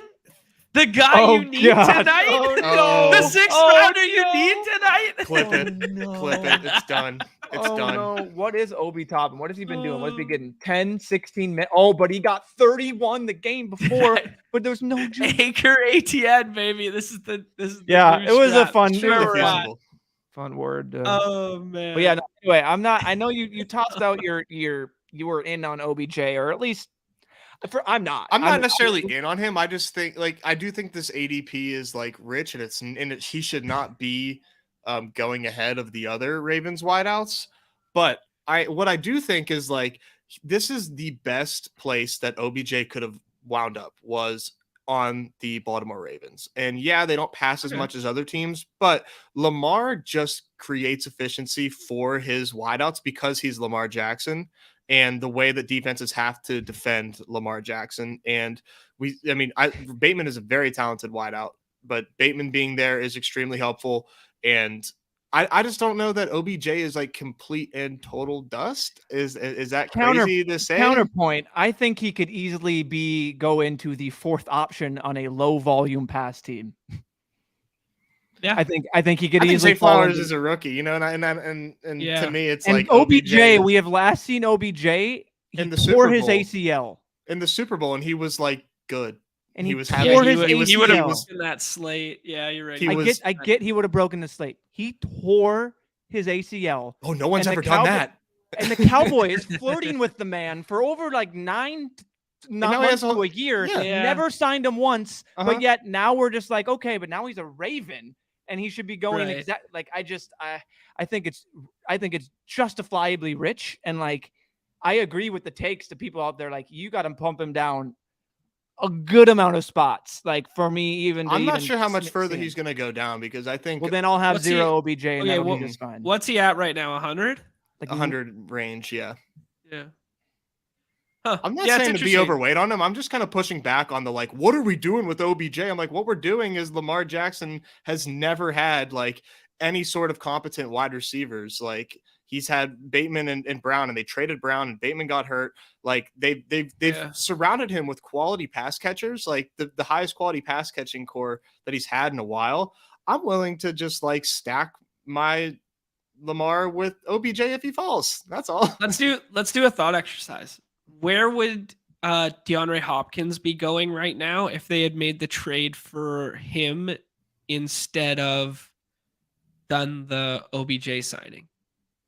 Would Hopkins still be going in the 40s, or would he be going up above like Debo and Metcalf, blah blah blah? Or is it basically the same bet? I think the steam could definitely push him into that third round. It definitely just the steam and Like buzz above DJ Moore, above that kind of range? Where did DJ go? Yeah, DJ well, Moore he went at 38. yeah, so yeah, I think is ahead of DJ Moore, ahead of Ridley, ahead of Cooper. Like I think he'd be right after that Debo. I think he would be like So the he steam gains like 6 or 7 spots. That's what I think. Yeah, I don't know if Okay. the steam He would ahead to definitely push move him, up. but he would definitely move up just because of the steam, and he's signing with he's going to, or not signing, he's going with Lamar, paired with Lamar. Yeah. Are we sure? Okay, now you guys know how I felt about the corpse of DeAndre Hopkins last year and faded him like multiple weeks there in the dailies, and then he fucking bit my ass for a couple weeks there, and then I finally threw him in a lineup and decided to win the bomb with him. So I capitulated, right? Good job. Right. The Are we sure that OBJ is a worse wide receiver at this point in their life than DeAndre Hopkins? I would probably say he is, but Like Yeah. for sure, like definitively. I'm not trying to lead. I'm asking. probably right? just It's just because kinda fun. DeAndre Hopkins has more size, and I think that will like allow him to Age like better. yeah, Yeah. That's yeah. fair. But it'll be interesting, man. I mean, they signed him for 15 mil. Like the one thing that I will say is that I just don't know that we can say that like yeah, they spent a high capital on Zay Flowers. Like I think collectively as a community, we need to just like pump the brakes on our rookie love and like saying like Zay Flowers is going to outproduce OBJ guaranteed. Yeah, I agree. I'm not. Like I just that's think that even as a third or fourth, people are. I just think even as a third or fourth option on that team, which I see him as a minimum third option, I don't think he surpasses Bateman. I don't think so either. It just seems rich. That's all I'll say. And it Mhm. just, I don't know. That's all I see for OBJ. I don't know. And maybe we're wrong. Maybe he provides a couple of little spike weeks. No idea. But yeah, Wow, Herbert fell big time. he's been falling a lot. I'll This is always your say team. yes to Kyle Pitts. I will always say yes to Kyle Pitts on the revamped, like you said, I would Super rather Bowl do Kyle contending Pitts Atlanta Falcons at his ADP and positional scarcity. I would rather do Kyle Pitts and Drake London. Just Liam said some smart things about not catching the falling knife for a guy like Herbert when he's unstacked, blah blah blah. Yeah, We could do it and do like a back stack with like Palmer or something. Lockett, Do Godwin, or Evans. agreed. And One of those Godwin three. might be my favorite out of them. I think Yeah. Godwin. Okay, you have custom ranks. I was gonna say like that's weird that Evans is over Godwin, and then I remembered who had a heavy hand in setting these custom ranks, and everything makes sense. That's why Seattle isn't just like 101. Like Gino's just sitting there. Is like you should. Yeah. He's a screaming Lockett- value on my rank. Should be Lockett going off should the have board been. at the 1-2 turn. That Lockett's another one that I think people are writing off like way too quick because they're like sick of him and they don't like the way that he gets the job done. Yeah, and I think we're preemptively projecting the downfall of him, and we are early pushing up the JSN kind of narrative. Yeah. There's some there's question marks with JSN, but I do love him. But there's definitely question marks there. There's a couple things I want to hit on the chat. Big draft lottery day for the NHL. Connor Bedard being like the greatest prospect other than McDavid. Oh, or he's a maybe hab. Sid ever. Potentially is a hab. Yeah, the Canucks have a 3% chance at him, so there's a 3% chance I'm gonna get hammered tonight. So Sure, it's 3. Oh man, I gotta let my body recover from playing so much puck this weekend here. But yeah, I don't know. They just a fun little exercise there that, you know, Vancouver, North Van boy, born and raised here, like grew up here as like this prodigy that everyone knew was going to the NHL since he was 8 years old, and then to come home. If there was ever a time to rig, you know, the Lakers ball gets a couple extra balls dropped in there. Those rumors were always that, you know, they rig for the big teams in the NBA. If that ever the cold envelope.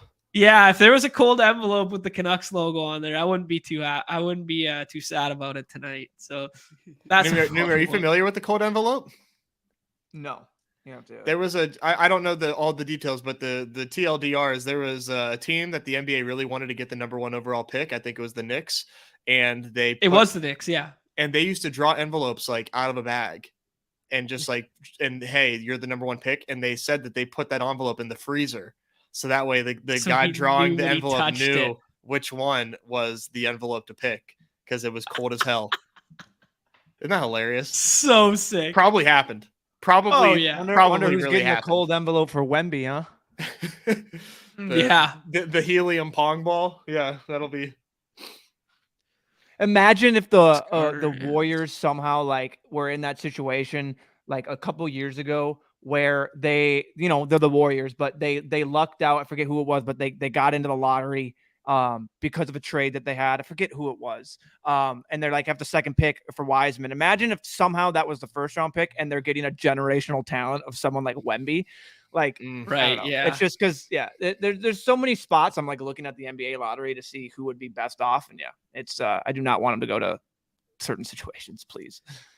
I fully agree with T-Bear's take here. I think Terrence has a good take here that, we were taking Herbert as like the third or fourth quarterback off the board last year at times, and his situation has only gotten better. He has the ability to throw down the field this year. That being said, if everything remains, kosher and good with Austin Eckler, right? Yeah. But I genuinely think, bringing in Kellen Moore, getting rid of like, people joke about the horizontal raid in Arizona. Talk about the horizontal raid in LA last year, right? Like we have one of the biggest big arm quarterbacks with like Andrew Luck style compage, and he's not allowed to throw vertically. Like, what are we doing here, right? Mhm. So I think there's some good narrative there to be like, if you buy the dip on him and backstack kind of deal, or you have the Mike Williams plus him at the plus he'll be 5-6 healthy. or 4-5. Yeah, that's a good point too. Plus he'll be healthy, right? Yeah, he was not healthy last year. Like he took that shot to the ribs and just played through it. Like it was that clearly was that week 1 or 2, or is it? That was like happening early. right away. It was early. It was like right away in the season. I think it was pretty early. Yeah, it sucked. I really hope that Eckler gets an extension. I have a feeling, I don't know, I haven't read a whole lot about what he's asking for and everything, but Eckler seems like a pretty smart guy. He's online a lot. He understands the running back landscape.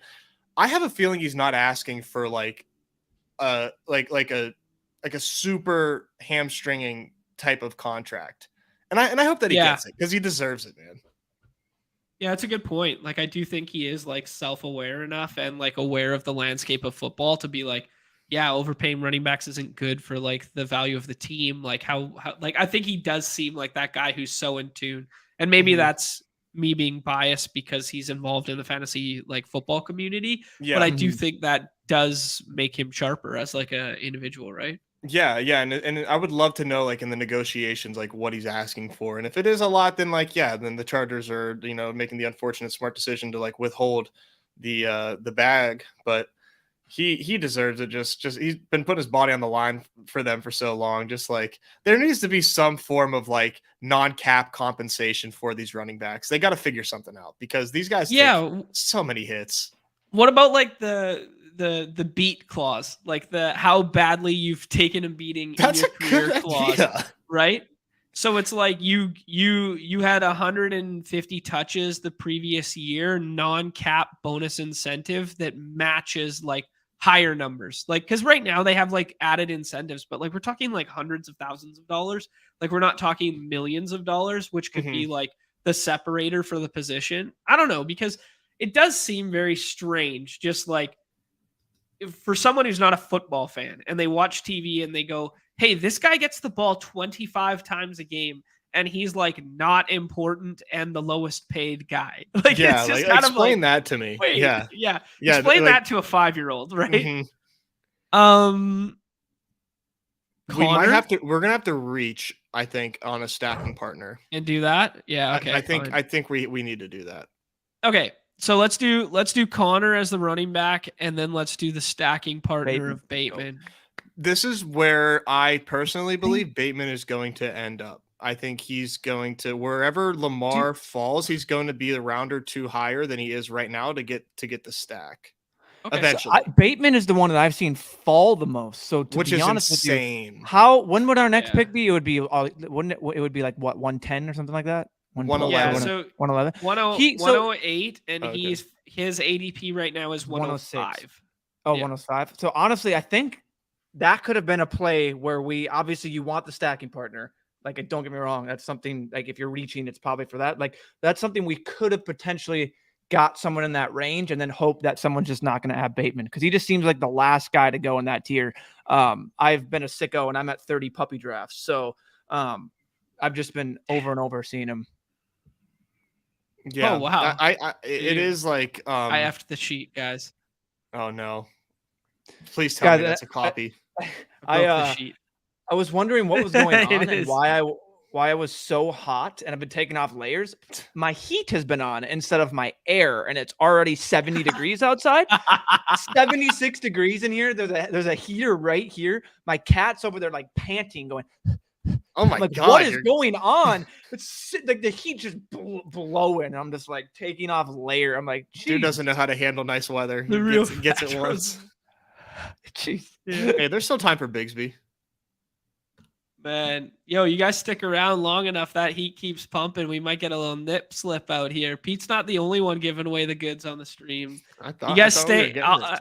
I'm not afraid to pimp Neumy out for views, for likes and views. I'm not afraid to pimp him out.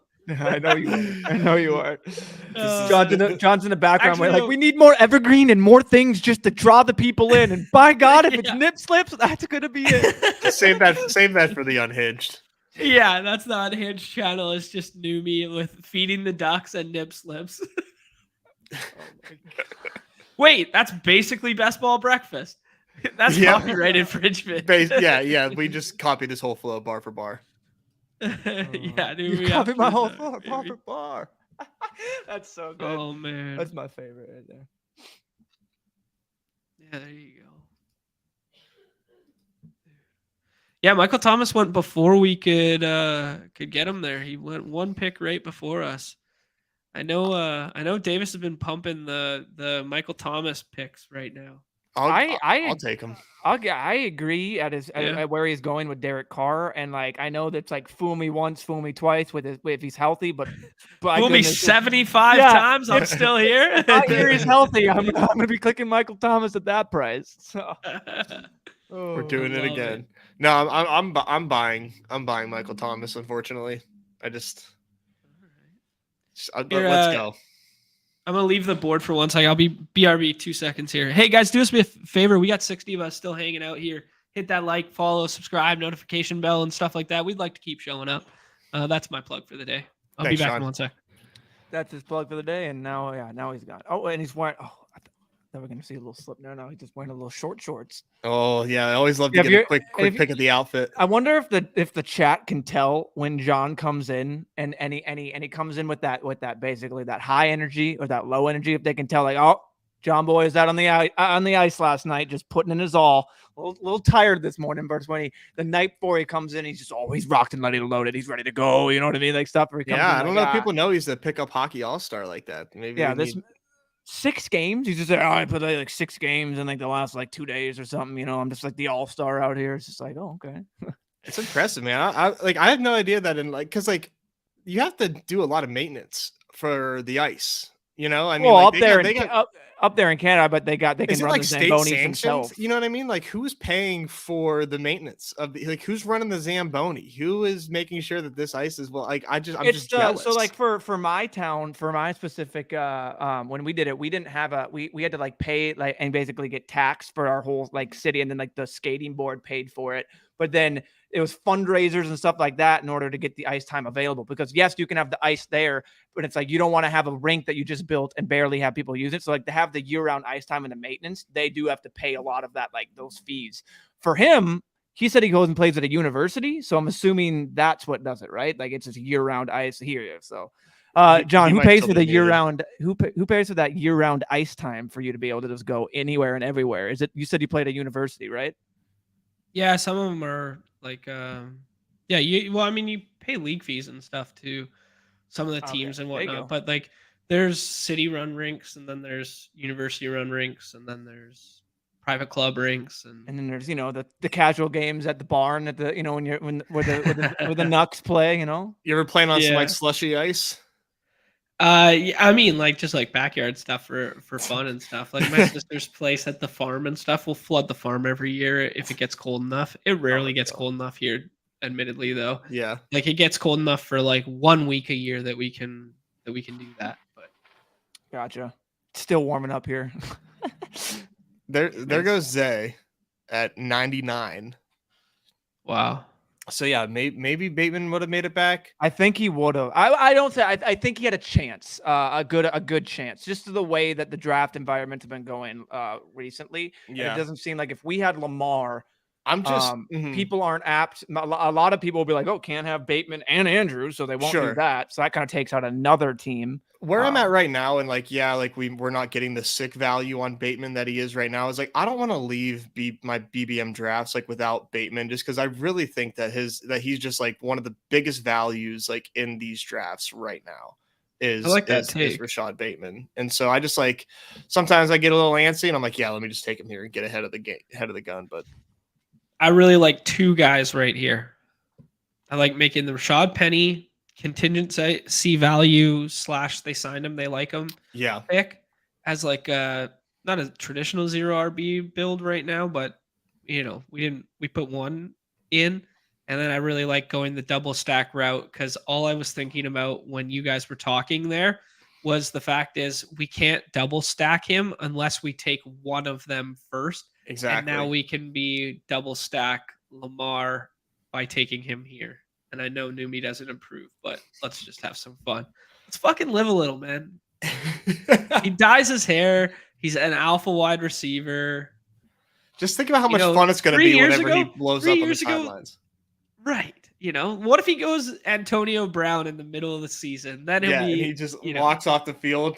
God, we can only hope. That'd be hilarious. Oh man. Is Danny Dimes is falling pretty good. Yeah, that is a good question. I mean, because you want to talk about safety net of rushing floor. I think it's just probably because the stacking partners aren't as like cushy or as enjoyable. Yeah. So when everybody's talking about like stacking and stuff, if you go quarterback early, you're either stacking with some of your previous picks, or if you go like alpha quarterback to back stack, he doesn't fit either of those builds, right? It's just kind of like, well, are we doing naked Daniel Jones? Do we stack with Saquon like Pat did last year? Like, where do we end up, right? Gino going ahead of Danny Dimes too. Like, interesting. Not like insane. But I imagine it's a Gino Metcalf or a Gino double. It would almost have to be. Gino as his second quarterback. One thing I just want to just lock it. There you go. Touch on with Bateman one last time. A tweet from Dwayne McFarland. I don't know if you guys saw this. Really good stuff. He only played 120 routes last year, or like he only ran 120 routes because of injury. Small sample. But what we saw, like it basically is the tweet. We saw him flash first round with the talent that made him a first rounder. 23% of target per route run, wide receiver 2 worthy since 2012. And then 2.38 yards per route run, and that's wide receiver 1 worthy since 2011. So basically his favorite wide receiver at ADP. Just another reason that I was in on Bateman. I believe that what he flashed, like I'm all in on him, and yeah, that's just more confirmation bias for ya boy. I like that. Yeah. This Kincaid stuff, I don't know. I think why is he flipping Knox that much? Is it just simply because of he's a rookie and the cap like? And it's just like, is this a sign that like people are saying, oh, they don't believe in that? Because like Knox was on the verge of like another good season. And he signed an extension breakout. Exactly. Like 2 years ago, right? Or a year ago before last season. 30 million guaranteed. 30 million guaranteed. So I wonder if Kincaid is just going to be like, if he's even going to line up, like, because isn't he can line up in the slot. Like he has, that's the thesis. Big slot receiver for Josh Allen. Yeah. Gotcha. That's the smoke is coming from the ETR camp, and a video that Silva put out talking about how, Kincaid could be the slot receiver this year. So tight end sets, but with him off the split line. And then the thesis is that having a big slot receiver at the tight end position ability is what's basically has people loving him and shooting him up, and he plays for the Bills. Yeah. Gotcha. More or less. Yeah. Actually, I can never remember where I read things, but talking about bookmarking it. Yeah, that's a good point. Stop talking about like premium tight end and premium tight end being like a narrative, right? And then all of a sudden, like, actually, premium tight end hasn't fared that well. And you know me, I'll be the guy who I'm going to say it till I'm blue in the face that we've only ever had 3 slates of BBM. I will keep saying it till it's driven into everybody's head. But the elite tight end has been like a narrative that I'm just reading this right now. The sheet appears to survive Josh's murder. I don't know what I did. Like, I think I got to copy it and then move it somewhere and then apply the filters. I don't know. Yeah, if he gave you access, I murdered. I don't think he gave me access. Oh, I thought I was on. I full on murdered the golf sheet one time, and like it was done, and I'm like, oh gosh, we're in deep trouble. Next, like a week or an hour later, he would literally fix it. But yeah, so that's good. Got on the back end. But like, there's kind of been a push by like an industry-wide push that like elite tight end makes sense, right? You get that one, and then you take a scatter shot at the other one, and the elite tight end and push you through, and then your back end tight end is what you need to diversify in the playoffs. And like, we've all heard these narratives, right? And I think it was Herzig who latched on to this Twitter conversation that they were having about elite tight end builds and kind of suggested that, have we done any research on elite quarterbacks tight ends? So when we're throwing darts as late tight end builds with like, 1, 2, 3 tight end builds, or let's say 3 tight end late dart throw builds, just taking ones with elite quarterbacks. I don't know. Like, I don't know. Like, I haven't done the research or whatever, but just from like a logical standpoint, that kind of lines up with the Dalton Kincaid. Now his ADP's a little bit like starker. And instead of betting on, obviously it's nice to bet on tight end talent plus quarterback talent. But if you just bet on the quarterback talent and then just take one of his pass catching tight ends, like maybe there's some merit in that as the late tight end strategy. I don't know. I guess I was just illustrating. It's interesting that a lot of like elite quarterbacks, when you just like think about it in the past, have had like really good tight ends too. Right. Just like kind of, it's just like big callback, but like when Cam Newton was like, setting the world on fire, he had Greg Olsen. He had Greg Yeo there, and like Greg Olsen was like a top 3 tight end. Tom Brady, obviously, having Gronkowski for all those years. Like it's kind of interesting. We don't rarely see like Breeze and Jimmy Graham. Mm-hmm. You don't see them like use nobodies at that position, or it's like, help me help you. But ESPN has an article they put out 7 hours ago talking about Dalton. Pause for 1 second. We got 18 seconds. My fault. You're good. Miller? Welcome to hell. No? Alec Pierce.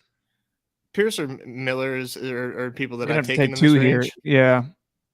Pierce and or Miller. Or we can go with our second quarterback and find a back stack. Because we have... I was like, hey, we could do Carr and Adams. Never mind. I think Miller here works and it's fun. It kind of fits this build the way that we're building it out. Although we don't have to invest another running back. It's up to you. Or Kyler, and if say Kyler plays, and we don't have to worry about it too much. Yeah. I know you were waiting for that. Fuck yeah, let's go. Go twist my arm and Kyler, baby. Kyler paired with Lamar feels good. Let's go. I don't know that Murray doesn't play at all, and no one knows if he's going to play or not play. I think it would be kind of crazy if he just like didn't play at all. I don't know. Yeah. Like someone tagged us on Twitter the other day and asked like, hey, is Justin Fields plus Jimmy Graham combination of a quarterback room too thin? And I'm like, fuck no, man. We're trying Fields to like, you want to Fields. No. And Jimmy Graham. Graham? Yeah. We're talking tight ends. Jimmy Garoppolo. Okay. I'm like, sorry. How do you not get Jimmy Garoppolo from me saying Jimmy Graham though? You know I do this 4 times a show. Well, didn't you just say Justin Fields? Like I saw you said Justin Fields, and I was thinking you were trying to say Jimmy Graham, and I thought you were trying to somehow say Cole Kmet for some reason. I thought you were trying to do like a stack. Yeah. Justin Fields with any living, breathing quarterback is not thin because it's Justin Fields. When we think about this, this is a 677,000 entry contest. Like you're going to have to thread the needle so hard. Is there a more fun combination to thread the needle with than like 11th and 12th round Kyler Murray? Like you want to talk about 2 QB builds with like top 3, top 4 quarterback ceiling. Like I'm going to start taking these Kyler bets over like, I don't know, Anthony Richardson at cost right now. You want to talk about players that can break the ADP model? What if we get good Kyler news in July? Where's Kyler? I don't know, QB 7, QB 8, and then he just keeps pushing from there. Depending on how good it is. If they think that he's like pushing for week 1, even if he isn't, I think he still has the same thesis that these running backs have in terms of the Javonte Williams, the guys that are going to be there when the playoffs actually matter. It's like if you push Kyler there, it's the same thesis. Now I don't know, I nothing on Kyler's timetable at all, but there's no quarterback back here with Kyler Murray's potential upside. So I agree with you. That's I kinda what I agree with think, you right? there. And if you have a healthy Kyler for the playoff weeks and you push some of those teams through, yeah, that's I mean, and he's performing at Kyler's level. Yeah. I don't see why that's not the same thesis for these running backs, for the same thesis for any of these other guys that you're getting. Oh, he may not be there in the beginning of the year. It's not what we need. We need him to come on in the playoffs. So yeah. Right. Yeah, And exactly. we got him masked enough with Lamar. So I was just gonna say real quick, I found some Kincaid propaganda from Okay. ESPN. They put out an article with quotes from the GM Bean. Is it Billy Bean? No, it's Brandon Bean. I was gonna say there's no way it's Billy too. That'd be So sick. Two so the Billy quote, Beans. It's the same guy. yeah. Billy So the Beane. quote Yeah. is that Not in the if Kincaid wasn't there, we would have traded back. He's a tight end, but he's a receiving tight end. We think he'll pair well with Knox, give us another target in the middle. When we're in 12 personnel, it's more like 11 because he's not your standard tight end. He's going to be Right. flexed out a lot more than you would with Dawson. So Yeah, they've got that's, plans, I guess. I get it. They've got plans. I'm gonna be interested to see where Kincaid goes in like these rookie first year player drafts because there's not a lot of options and there's bullish cases to reach on Kincaid. I feel like I mean, he could only. Yeah, I don't know. It's that's interesting. That's interesting. Let me see. I'm gonna see if I can do this real quick here. We're coming back up in 2 picks here, John. Already? No, Yeah, I've gone Damn. rogue. this thing is chugging along. I love it. Roshan goes, son of a gun. That would have been fun. All right, I'll look for it in a second here. I'll bring up the queue for the lads. Okay, you guys make some picks here for me, and not fucking Jalen Warren. And then you're gonna have to seal my mouth shut.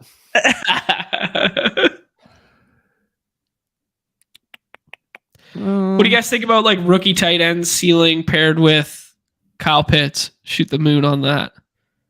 Oh, let's do Rondell. That Yeah. makes too much sense with Kyler. Yeah, good call there. And then do you want to snag a back here? We got 3 and we're sitting with who was it? Spear, Yeah, ETN. Singletary. I was thinking since you don't want to do Warren either, like Singletary, who I think is still like a really good value, although it's a little bit above his ADP, but that's what you got to do at the turn when you're left with these picks. So Yeah, like, I don't want anything. Warren or Singletary. Singletary, I think. That's- Even though I don't know. Do Singletary for something different. Yeah, You're it was mainly all just in on- Singletary, so I wasn't saying Warren. But yeah, I don't know. This spot is becoming way too big of a comfort zone for me, and I think all of these guys are like, oh, they're good clicks. They're going to be the, you know what I mean? When obviously there's going to be a lot of landmines here, but Singletary sure, yeah. seems. I mean, he got the contract or signed there. He's got Damon Pierce, and like seems like they're not fully just gonna. It's not going to be the Damon Pierce show. So I know that offense isn't great. Like, don't get me wrong, that's not a great offense and not a good environment you want to tap into, but 14th round doesn't seem like the worst price. Yeah, Singletary. I don't know. 14th is definitely fine. I just, yeah, I could just see him just being like nothing at the same time. Like at the end of the year, but they need a back. They need another back. Like it was only Damian Pierce and that's it. And anytime that a signing is made, it's hard to not take that as like somewhat of a vote of confidence and get kind of excited about it. Yeah, that's fair. And I don't know. Mean, they didn't draft another. Yeah. I'm looking at, man, I'm trying to find personnel groupings because I'm pretty certain, I'm trying to find data to back myself up here. I'm fairly certain that the Bills ran 12 personnel, like distinctly less than other teams last year. So I wonder if this ends up being like a pivoting in like, mindset, right? Mm-hmm. Neumy's loving this. That might be behind Neumy the is paywall. loving this. What? Yeah. Packers, Minnesota for all the money for week 17. You think we're gonna play again? Who knows? Yeah, Kincaid plus Knox. That's kind of fun too. I mean, I would do it. Yeah. Damn right I would do crazy. It kind of falls into that thesis of like, if that's the guy you need, like they're gonna. But I guess you could hope that they ping pong, right? Maybe get a little bit of both in the playoffs. But I like taking shots at both. Like they're cheap enough that you can do it and it won't kill you. Yeah, exactly. I like Mookie's point here, man. Like, I don't see any like big vaulters. The other one that I see vaulting is like the Tannehill one. We've been on the Tannehill train for, since that original stream with Corain there, and it's just kind of been on everybody's radar. I guess Tannehill could be a vaulter, but like, how far does he vault? I mean, maybe you get like closing line value of like 3 or 4 rounds, and he jumps up to like this tier. Like the Kenny Pickett, the Derek Carr, maybe not that as high as Carr, but like if Tannehill hypothetically goes to the Falcons, Tannehill or Stafford? Oof. Stafford. Yeah. Stafford. I mean, yeah. So you get closing line value of like 5 or 6 rounds. But I agree with like the macro, like who are the ceiling breakers at quarterback who are free right now? Well, it's Trey Lance and it's Kyler Murray, right? Because both of them can outscore Anthony Richardson right now at a 70 pick discount. Yeah. Like that's just the facts. Right. And it's just kind of like, you want to shoot the moon on something? Let's shoot the moon on something. We're trying to win a huge contest. Is this entry right now? I put in $25. Is it worth $18 right now by taking Kyler Murray? Absolutely. Is the EV of it like for it to advance very high? Nope. Is the potential for closing line value and be live in a finals like significantly higher than putting the triple condom backup quarterback of Matt Stafford on this roster? Absolutely. Yeah. So I don't know. Just thinking through like the especially macro when your QB1 is Lamar. Yeah. So Lance pumping numbers in the chat. That's funny. That's funny. I like pumping Lance coin in here. Yeah. This is a nice nugget from LaMichael saying they signed this dude Valaday. And he doesn't say his first name because I think it's Xavier. Yeah. It's XAZAVIAN. So Xavier Valaday from Arizona State. They gave him $175,000 to sign. And last year he generated 1.2K yards with 16 touchdowns in 12 games. So some good production there. So that's definitely. And you said Arizona State? Sun Devil. Herm Edwards? Is he? Oh yeah, he does coach at Arizona State, doesn't he? No, he's gone. Pro style offense. Like Herm Edwards gone right there. I don't know. I don't know shit. John says it. I don't know shit about Arizona State football, boys. He's gone. He's gone. All I know is it's a fun ass place to party. I'm a little too old for it now, though. But that area by the university, dope as hell. Yeah, why are the Wildcats and the Sun Devils both like good places to party? What's going on in Arizona? Is that all they do down there? Arizona's dope. That's what Arizona is. Yeah, all you do is party down there. We get this. Man.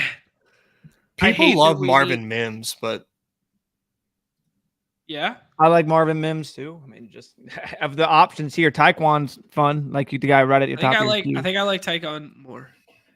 So do I. Okay, I think we got to turn off the yellow button now, though. Mm-hmm. We got 8. Yeah, I'm good. We're looking green and blue right here. We could do the Trey McBride, Kyler Murray stack. Holy there, but I think I like the other option. Let's take the swing on Fat Lenny. Yes, sir. Yeah. Okay. This team needs Fat Lenny. I love Are taking you these Lenny unsigned. over basically like Chuba and Tajay and all those guys? And all those guys meeting those two? Yeah. I don't know, man. Like, I just think Lenny's got some ball left in him. He's going to sign with a contender. Like, Lenny. Okay, well, let's talk I about love that. the Lenny and Kareem what Hunt. What spot do you envision Lenny going? Because right now the talk of the town was, okay, he's going to go to the Chiefs. He's going to be that pass catching back from Mahomes. That's gone. Like, or at least for now, that's gone with McKinnon. Like, where realistically do you see Fat Lenny going? Just playoff Lenny.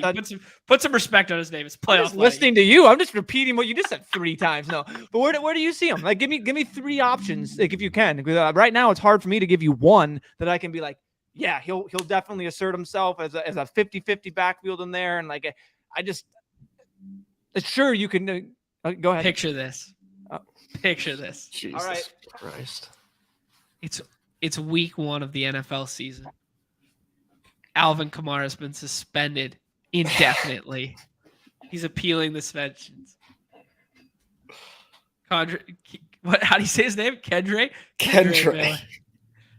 Miller, failed TCU prospect who could barely beat out. Who was the guy that got traded? Who was the guy that moved schools that we like Zach Evans an hour ago? Zach Evans barely beat out Zach Evans for the role.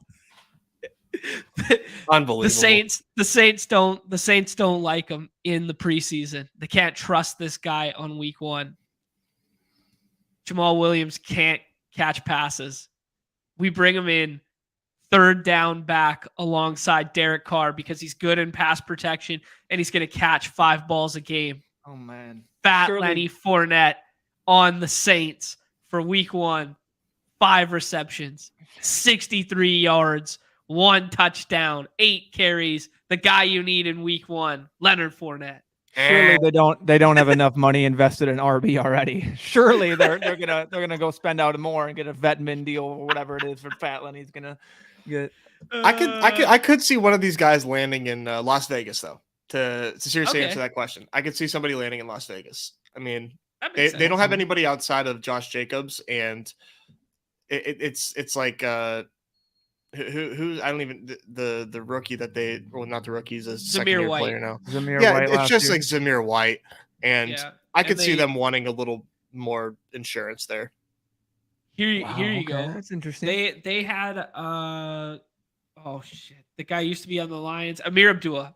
They had Amir Abdullah last year, who all those games where we had Jacobs as like questionable or whatever, then it was like rumored that like, hey, maybe Abdullah will get like a start or whatever, and they wouldn't give him the ball for carries. He was purely like a scat back, satellite back, that sort of deal, right? And then it was like Zamir White would just jump into that starting role.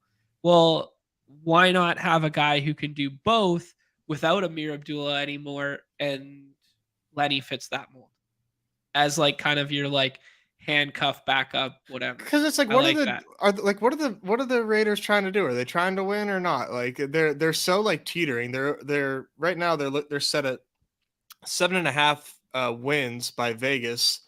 So that's interesting. The same amount of wins as the Rams and the Titans, which is really interesting.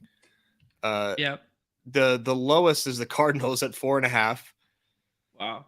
Yeah, not great. Vegas does not want Kyler to play football. They do not. They don't think they think even if he does, they're like, oh, what's he gonna do? I don't know. I would take over that if I was able to. Fair enough. Which I am not. Homecoming narrative. There you go. LSU guy. Right. You know, doesn't even have to change his shoulder pads underneath. It all makes sense. It all makes too much sense. Yeah, trades Henry, trades Tannehill, brings in a veteran to protect their new rookie quarterback in Will Levis. There you go. Yeah, this is also I had one for highest me STD that seemed like the ASU. best. Like the spot for me that I keep thinking is Joe Mixon leaves town and Leonard Fournette pairs up with Chase Brown, and it's a Leonard Fournette for a cheap deal in Cincinnati. Okay. Yeah. There you go. That's my spot. That's my number one dream spot that I can think of.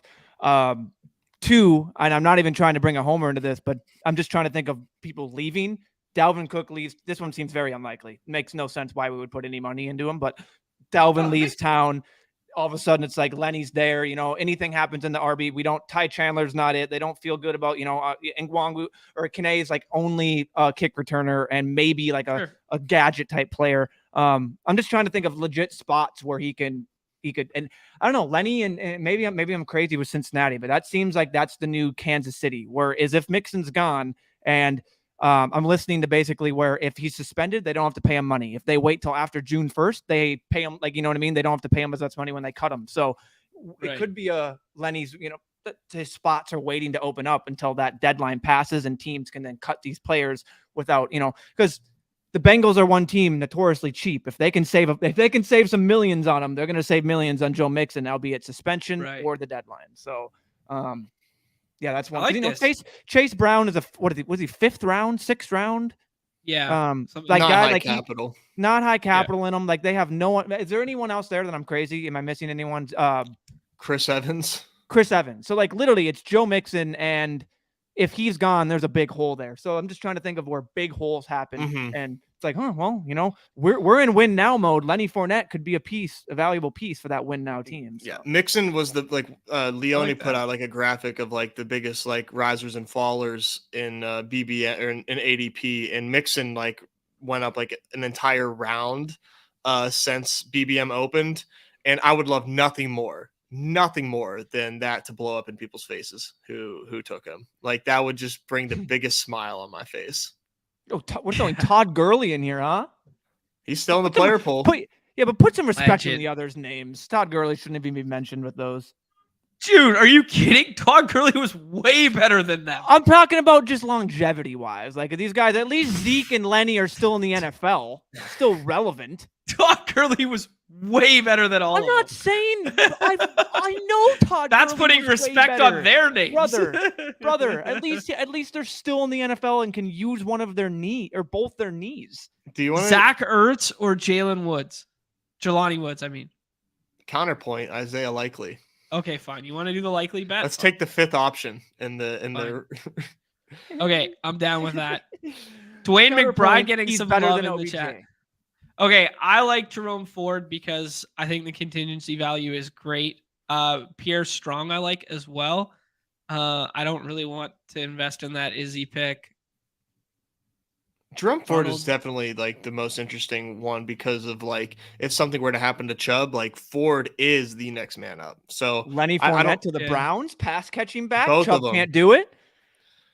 It's crazy that Sean Tucker's ADP down here too. Like he is the RB2 in Tampa, is he not? Right. Well, Keyshawn Vaughn's like a really good pass blocker too. Like he had one of the highest pass blocking grades like ever out of college. But do with that what you will. But yeah, Sean Tucker kind of being like the only other body they've brought in. I don't know. He would have gone way higher in drafts if he didn't have like health concerns. I don't know. There's some heart, right? Yeah. Cardiac concerns. Yeah. Scary, man. I like Josh Kelly too. Oh, we forgot about Chase Edmonds. They paid Chase Edmonds. Who did? Tampa. In that same Tampa scenario. Chase Edmonds wasn't long ago when he was. He'd use a 5th round pick last year. That's crazy. Oops. When we all thought that the Broncos were going to be so good. That was when he wasn't he a Miami Dolphin then? That was the thesis. He was a Dolphin. Right. My bad. Yeah. He got traded mid-season. Yeah, how insane! The way that the musical chairs of the running back landscape like took place last year was like legend. Like we've never seen anything like that, right? With like McCaffrey leaving and then Edmonds leaving and then like the 49ers just giving their running backs to the Dolphins. Like we had never seen anything like that. Yeah. The counterpoint to the fairy tale we just spun with the Raiders stuff is like maybe Zamir White is still that. Don't say that. Yeah, Nez is triggered, and now all of a sudden he wants 3 of them on the team. He wants more. He needs more. Yeah, he's like, wait, is Amir Abdullah still on them? You mean I can get Jacobs, Zamir White, and Abdullah? Do you understand what's happening in this? When Jacobs goes down, one of these guys is going to give you a usable week. I don't. You can't do it for my boy Josh Jacobs, man. There's no replacing Josh No Jacobs. No one pounded it harder than well, maybe Leone, but otherwise, besides Leone, Nez was also leading the charge. Cheering him on from the sidelines. I would even go so far to say it's basically Lord of the Rings, and you two are Pip, and I'm forgetting the other one. Frodo? No.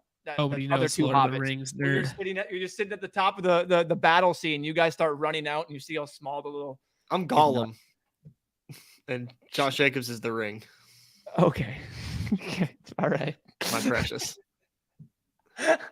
I'll save you the impression. Are we snoozing on Cordell Patterson right now? He has an opt out. They can basically he has no cash this year. Like he's a free cut for them. So they run it back they drafted Bijan. They run it back with Tyler Algier. Cordell Patterson, I know he's 33, but he's just kind of like a very interesting, like vet pass catching, do it all, not your traditional running back. Plus low mileage because he was only used as a special teamer for so many years. I'm going to spin zone Patterson into being like not that bad a 20 or 18th round pick. What team? Where do you think he ends up? Let's say he back goes with the Vikings. Okay, I have no idea. Yeah, that'd be kind of cool. Dallas Cowboys. Full circle. Whew! Dallas Cowboys. Yeah, That's like Jerry. Fun. Jerry could buy that narrative. They three-headed see monster of Pollard, Zeke, and freaking Patterson. I mean, they're re-signing him. We know that. That was the point. Was they're going to re-sign Zeke and make it a three-headed monster? Here. They don't re-sign Zeke. They see Deuce Vaughn and see how fucking small he actually is. And they go like, hey, man, maybe we shouldn't have just done this nice gesture for a guy on our staff in drafting his son. And maybe this wasn't the best idea we could have had. He's not actually going to be healthy. So then they have Malik Davis and Pollard as their only running backs. And they go, who's the veteran third down guy? Because they don't complement each other well, but they don't want they don't want Davis to be the early down guy. And they don't want Pollard to only play third downs. So Pollard gets the Zeke role, but does it in a better fashion and actually catches passes. Cordell Patterson, third down back for the Cowboys. I just think did the work for me. Jerry Jones is going to have an aneurysm when he notices he doesn't have a season without Zeke, and he's just going to freak out and be like, well, we got to find a way to get this guy back on the roster. He's just going to be like, I need him. This is not going to be a good season, guys. Like, we need Zeke. So, all right, rate this team, boys. Lamar, Kyler, ATN, Connor, Penny, Singletary, Fournette, Ford, Adams, Lamb, Godwin, Bateman, Odell, Pierce, Rondell Moore, Tyquan, Kyle Pitts, Isaiah Likely. This is fucking fun team. This is a good team. 8 out of 10. Dude, that's a fun football team. Give me a rating. Give us a rating. Yeah, I'll give it you know what? I'll spice it up. I'll give you an 8.3. We got a double stack with Kyler, with Connor and Rondell. We got a double stack with Lamar, with both Bateman and Odell. We got a bring back for week 17 of Jerome Ford, the guy you need. Nick Chubb's been shut down for the year because they're not in playoff contention. They're not going to risk putting him out there for no reason. He's the future. They're going to see what they got in this Ford kid. Ford goes 26, 112, and 2 scores. Well, on the bring back, Lamar, 3 passing touchdowns, 1 to Bateman, 1 to Isaiah Likely. Dude, we're laughing. Easy game. I like how the running back in his 28th season with a potential out in 2024 is the future of the Browns. Wait, no. He's not 28. Jerome Ford? No. Chubb, you said the few. Oh, okay. I read that wrong. I thought you said we're gonna bench Chubb because he's the future, and I was like, whoa, I got you. Ford's the future. I was so lost there. I was like, wait, so Chubb with an opt out with a potential bunch of salary remaining. Okay, nope. Oh man. All right. Fun draft, gentlemen. Enjoy the hoop slate tonight there. I saw Crutches in there asking. We did hoops at the beginning there. Tonight's a Kogi. The guy that we're gonna tout who's gonna do absolute dick is I hope not Kevon Looney, but that's actually a good one. It is. but No, you know yeah. who tonight's Kogi is? JaMychal Green. Because he's going to be in the 6th round. People are going to take him because he's going to be starting and he's not going to play. It's Kevon Looney night. I love that answer. There we go. That's tonight's Okogie. You heard it here first. Great draft. Appreciate y'all hanging out. Please hit that like, subscribe, follow on your way out the door if you're not playing on Underdog Fantasy. 100% match deposit up to 100 USD with promo code MLB. Any parting words? Good luck tonight, everybody. Good luck, everybody. Don't dupe us. Please dupe us. I'll chop the prize pool with any of the nice people here. All right. Everybody's favorite time on the show. The end. Peace.